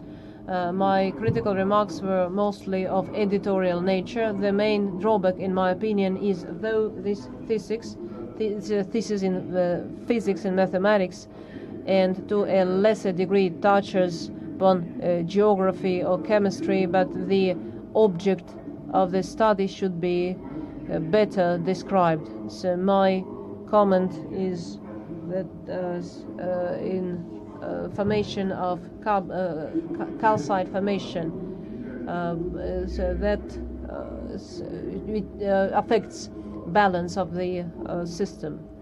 But this work, Lyachin, Makoveev, and of many others, and though the applicant uses the statistical analysis method, would be good to make some theoretical calculations. But as is known, general photosynthesis doesn't change acidity, and the pH and oxygen levels increase, and so then pH may not change, is reduced by a smaller value, but so these points should be better described. For example, 10 hydrogen atoms. So how many of these 10 atoms go into coccolith and go into formation of organic carbon? So this such things would be good in this work, but maybe publications that will follow it will be describe these points better. And in conclusion, I'd like to say that the work is very useful and provides unique material for model verification, because we may measure something in field studies, but only in separate points. So here we get a very valuable assessment of the process, and so that's all I had to say. Thank you, Evgeny Vladimirovich. Dmitry Vyacheslamovich, please answer.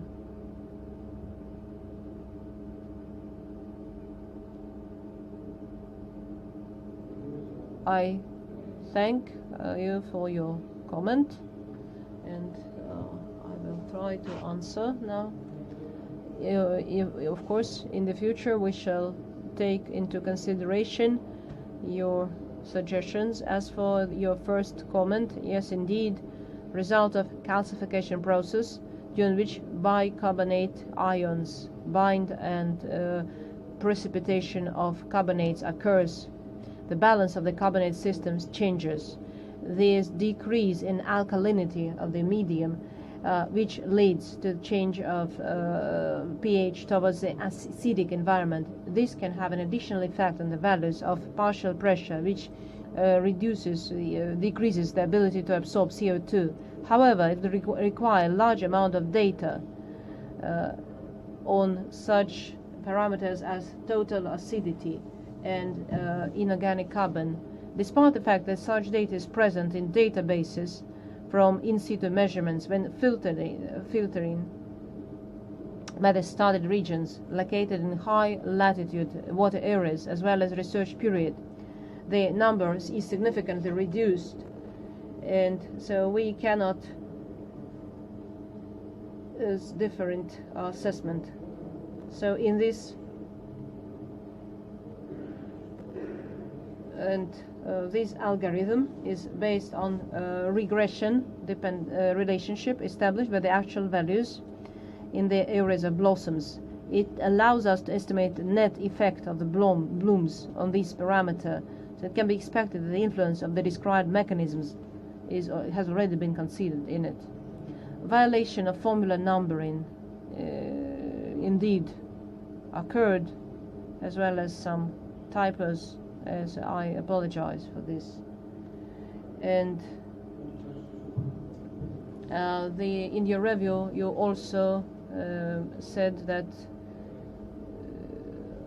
section of book that I co-authored should have been included.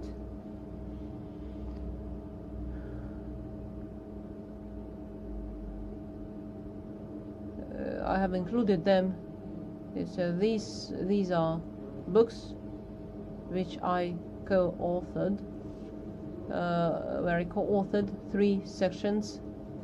Chapter 3, investigation of,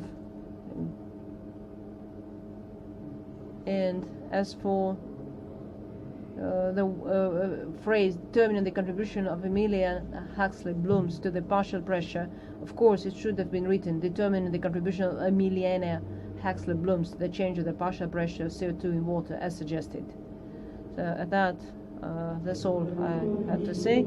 Evgeny Vladimirovich, are you okay with the answers? Yes, I'm okay, thank you. We have only one review to be presented. This is my review as the chairman of the Dissertation Council, Zakharchuk Evgeny Alexandrovich, Doctor of Geographical Sciences, Professor. Let me say that I liked the work very much. I think the theme of the thesis is highly relevant. The author obtained many significant scientific results, and if we if someone told me 15 years ago that in the future with using satellites it will be possible to assess spatial variability of specific types of phytoplankton, I wouldn't believe this. This forecast would seem like fiction to me, but today the applicant has demonstrated with his academic advisor on the basis of algorithm they created that such problem can be solved effectively, and I liked the language of the thesis, very clear scientific language, so reading this thesis was a pleasure. If we talk about drawbacks,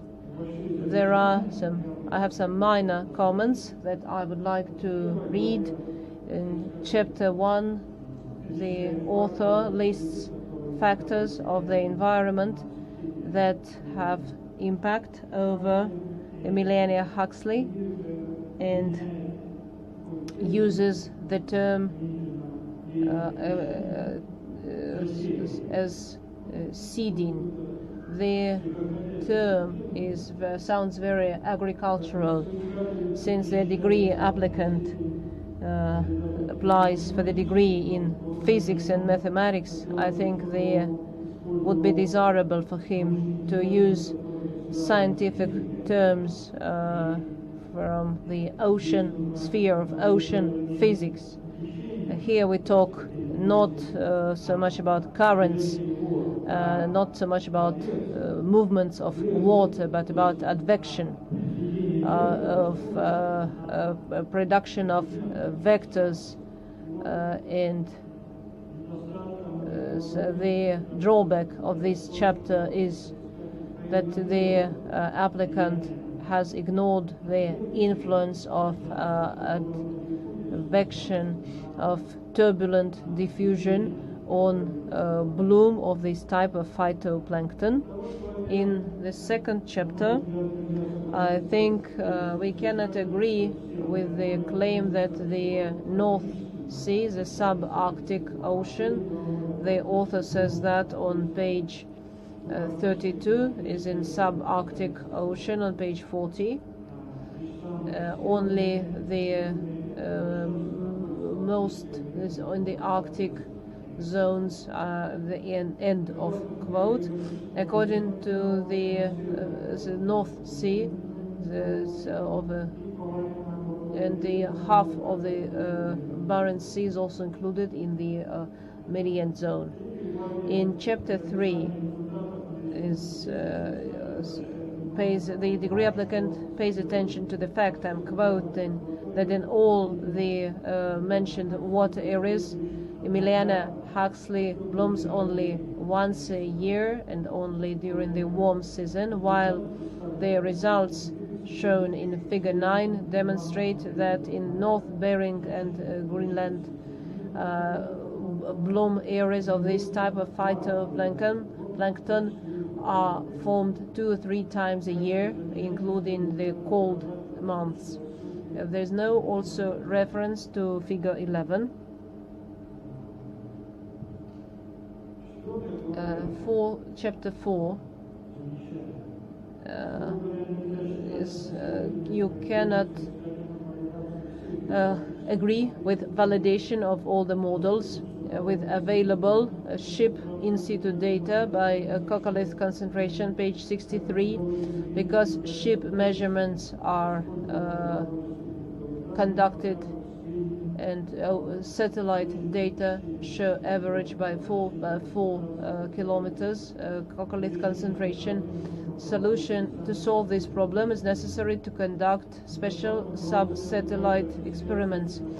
The chapter also lacks formula which Bias and Meyer were statistical estimates were conducted. The results shown in Figure 15, page 69, show that the Bering Sea, compared with other seas after 1998, dramatic decline by 15 years of the Emilia Huxley bloom areas, not inorganic carbon, the reasons for which the degree applicant does not explain, though the subject of his theme is the complex of for changes in the content of inorganic carbon. So why such dramatic changes look doubtful? In Chapter 5, when describing data used to address the growth of partial CO2 pressure, the author says on page 75 that he used in situ data on NO3 concentration, while data are missing. Where data was missing, he used World Ocean Atlas 2013. In addition, when listing the criteria of putting the data in a single set, same for if we had several measurements for the same point, we used the mean value by day. In our opinion, the use of such data when using different databases can result in heterogeneous data sets, and such sets should be checked for homogeneity. In Chapter 6, they have the following comment. I cannot agree with the author's conclusion on results shown in picture 22 that the Bering Sea, all the big blooms were recorded between 2008 and 2001, and the water surface was considerably colder compared the 0 to 5 degrees centigrade. The end of quote. In 2008, 2010, the water of Bering Sea was same, but no large Emiliania Huxley bloom areas. It's a shame that graphs of simultaneous changes are missing for the seas under study, which does not give the reader the opportunity to learn about time peculiarities of pressures, choice of predictors. Only current. Sea currents are a vector process characterized not only by speed but also by direction. From the theoretical point of view, mechanism of is well described as a system of hydrodynamic equations, physics and biochemical interactions. Such models have been used for a long time, relatively long time, and can be well applied to study concentration of phytoplankton in oceans and seas. And that is why, in my opinion, it would make sense to use one of the existing models, and how advection and turbulent diffusion and other processes are affected by Emiliania huxleyi. But all these remarks by no means reduce a high level of results obtained by the author, and I think the author fully deserves the desired degree of physics and mathematics. Thank you. Please answer my comments.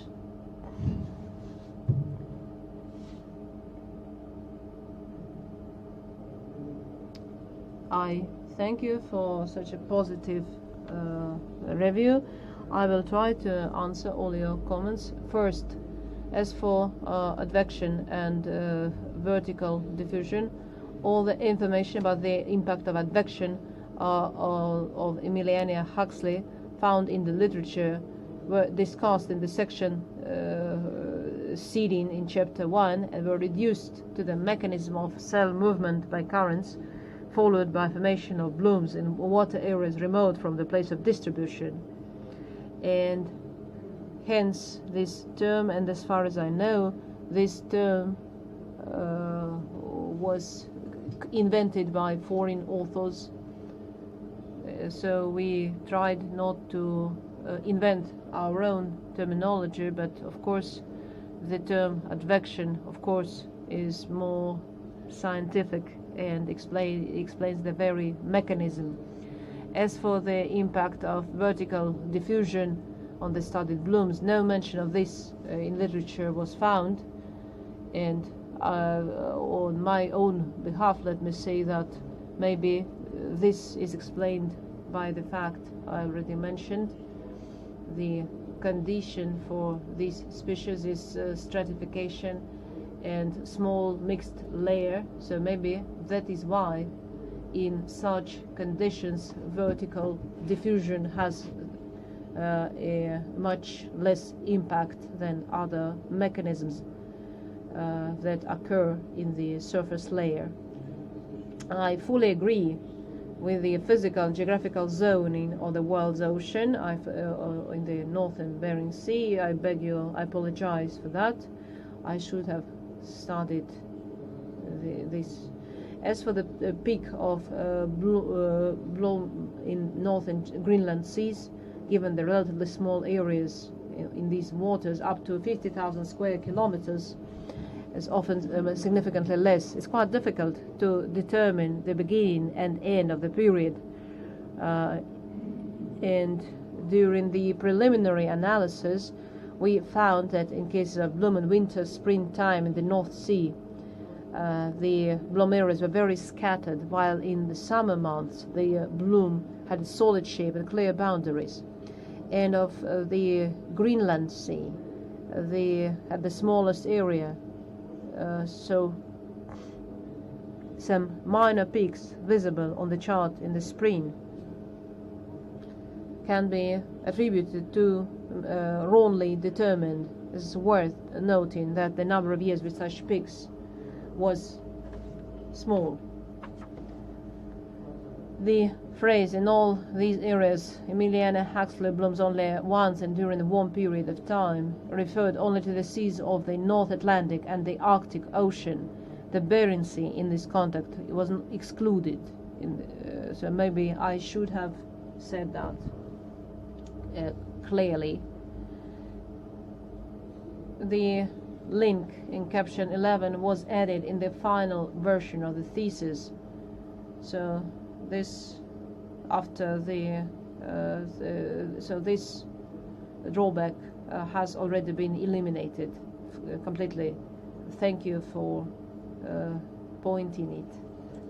As for validation of the hydro-optical models, we used all available in situ data on coccolith concentrations, and I fully agree that conducting a sub-satellite experiment would produce much more accurate result, but unfortunately we don't have such capacity, and the existing database does not include the results of such experiments, but it's worth mentioning that as a result of analysis of remote sensor spectra, we found that the spatial variability of this parameter and consequently the concentration of occulits is gradual.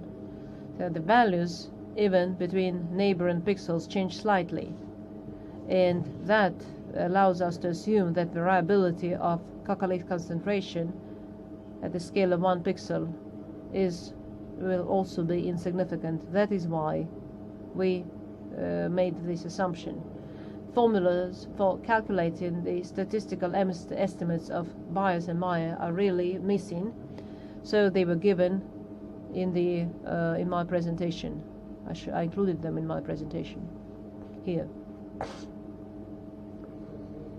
As for sharp changes in the bloom areas in the Bering Sea, on page 105 of the thesis, based on the statistical analysis, we put forward a hypothesis that, in our opinion, explains this phenomenon.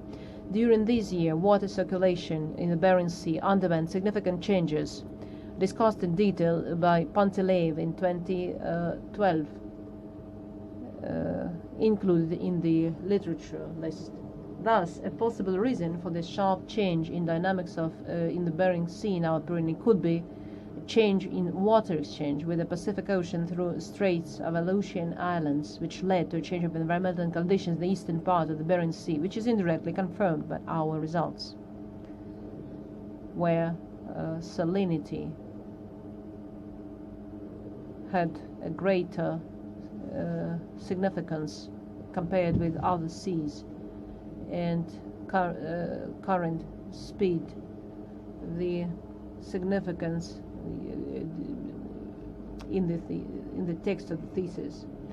When describing criteria, maybe I should have in more detailed explained the terms. In reality, where several measurements were available, we used was a satellite image for 2013 already had monthly character, so thus the data from World Motion only complemented, so that we did not make any approximation here, and I should have said that explicitly. As for Emiliania Huxleyi bloom in 2008-2010, it's noteworthy that it was during these years that the amount of inaccessible data due to cloud cover was maximum. So the bloom area in these years, bloom area in these years could be much larger, but it is not possible to reliably determine this fact. Next, indeed, the presence of all predictors in the same graph along with the predictor could provide additional information, but there it should be noted that the main predictor in this case was the fact of presence or absence of blooms in each pixel of the satellite image, which is a binary value, while the values of environmental parameters were variable, and that is why such a graph it seemed impossible to create. And next, the problem of taking into account the vector parameters of the environment, such as current, is really important. However, the scalar nature of other predictors, as well as their ability to take into account vector characteristics in the course of machine learning, forced us to resort to using the current velocity module, which, despite all the shortcomings, still indirectly shows the intensity of water mass movement in the studied areas. And yes, the use of many ready biological models would be advisable, but as far as we know, phytoplankton is usually parameterized in the form of general values of primary production, chlorophyll concentration, other generalized estimates. At least we don't know any models that allow to predict this Emiliania Huxleyi species. For that reason, we attempted to create our own statistical models, which also take into account the regional characteristics of the studied water areas. That's all I had to say. Thank you. I am mostly satisfied. I have only one very small comment. When you answered my question about advection and turbulent diffusion, you only discussed vertical diffusion, and in addition to vertical diffusion, horizontal diffusion also occurs. Just keep that in mind. Thank you. So we presented all the reviews of all the members of the Dissertation Council, and now next let us give the floor to attendees not participating in the Dissertation Council. Does anyone want to speak and give his opinion? Is anyone willing to speak? No.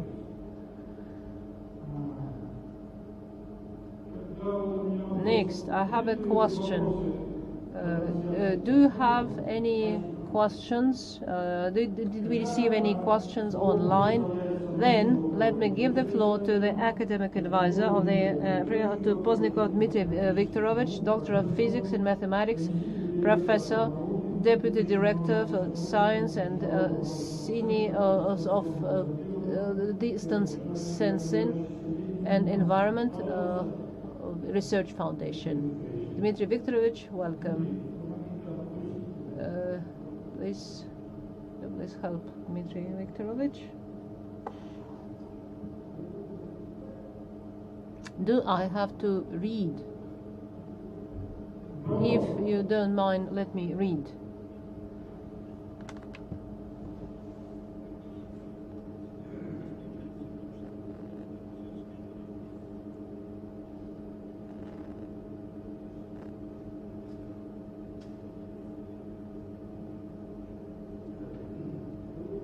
Well, Kondrik Dmitry Vyacheslavovic is is a student, graduated in 2013, and for 3 years was a doctoral student at State Research Center, Arctic and Antarctic Research Institute, when he joined us. Of course, so he was, of course, he didn't know anything about distant, remote sensors, and he had learned everything: satellite sensing, physical basics, properties of algae that we have studied, their optical characteristics from the point of the biological characteristics, the way they behave in different situations. He had to master lots of information, and over these years he read great number of articles, increased his knowledge in this sphere, and maybe to some degree that explains how why it took him so long to write his thesis, because since the beginning he had to master many things, and then he started to make fast progress. So we got, what contributed to this is that we got a large project, and in the framework of this project we continued to work. He became a leader in this project. Of course, we have all worked together, but his role, he was a real leader in this project.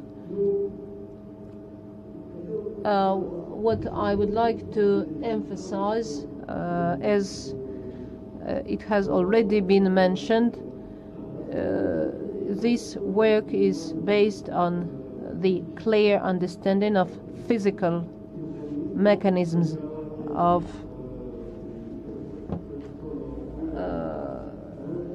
in the water, environment and reflected radiation perceived by the satellite. So here it was necessary to demonstrate a clear understanding of how the signal is formed by satellite sensors, how useful signal can be differentiated, and how it can be how it corresponds to the actual processes occurring in the water.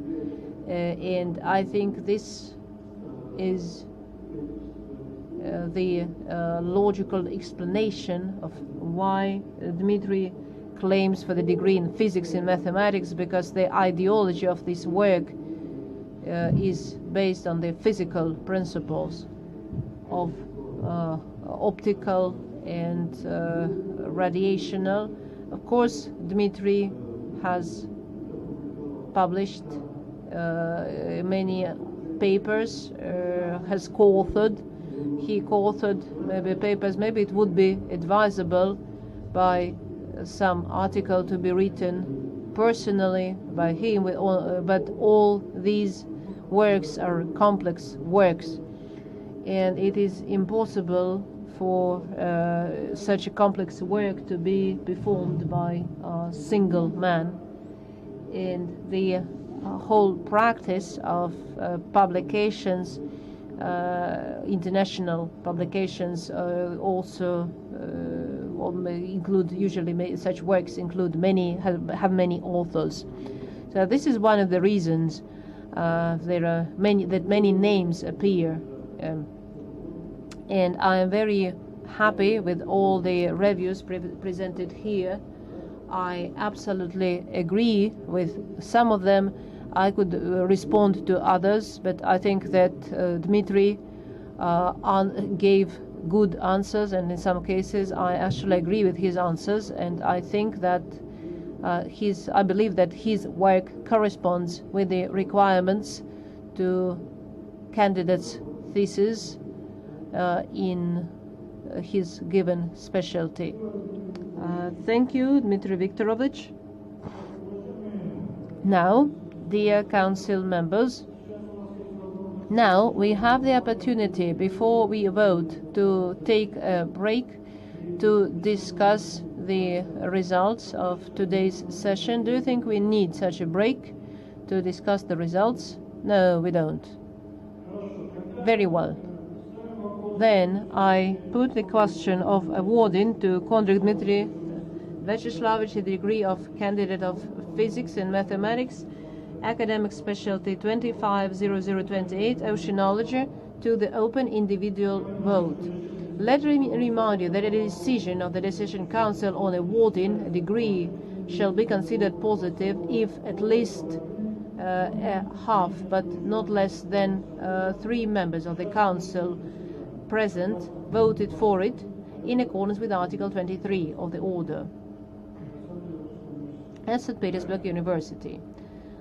Now I put the question to open. Council member Belenenko Tatiana Vasilyevna, your opinion? I support. I'm for. Thank you. Council member Dmitry Vasily Vasilyevich, I agree, but I would like to say a couple of words. We will not have a discussion. Yeah, we don't have any time for that. Then I will maybe personally communicate my comments. I agree with Council member Zimin Alexei Vadimovich. I am for awarding the degree. Thank you. Council member Kuznetsov Vladislav Yurovich, your opinion? I am for awarding the degree. Thank you. Council member Filatov Nikolai Nikolaevich, your opinion? I vote for awarding the degree. Thank you. Council member Yagushev Evgeny Vladimirovich, I'm for awarding the degree. Thank you, Evgeny Vladimirovich. And me, chairman of the council, Zakharchuk Evgeny Alexandrovich, I also vote for awarding the degree. Thus, dear colleagues, let me inform you that out of 7 council members who took part in voting, 7 council members voted for, 0 members voted against, and no one abstained. Decision to award to Kondrik Vyacheslavic degree of candidate of physics and mathematics, academic specialty 250028 Oceanology has been made. Dear colleagues, since our session is held in the remote access mode, some council members are working the remote access mode. Do council members and the degree applicant and others present have any questions or comments regarding the procedure? No? I think no. No questions. Then let me give the floor to the degree applicant for his closing remarks. Dmitry Vyacheslamovich, welcome.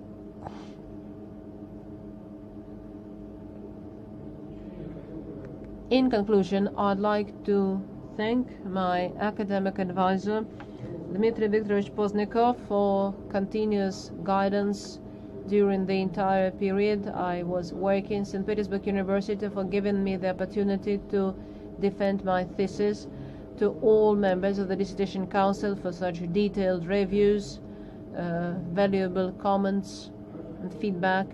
Also, I'd like to thank the entire staff of the Nansen Center in St. Petersburg for their joint work, valuable advice and recommendations, staff of the Nansen Center in Bergen and the Nansen Scientific Society, represented by Mr. Laster Pettersson and Professor Ola Johansson, for their collaboration and publications.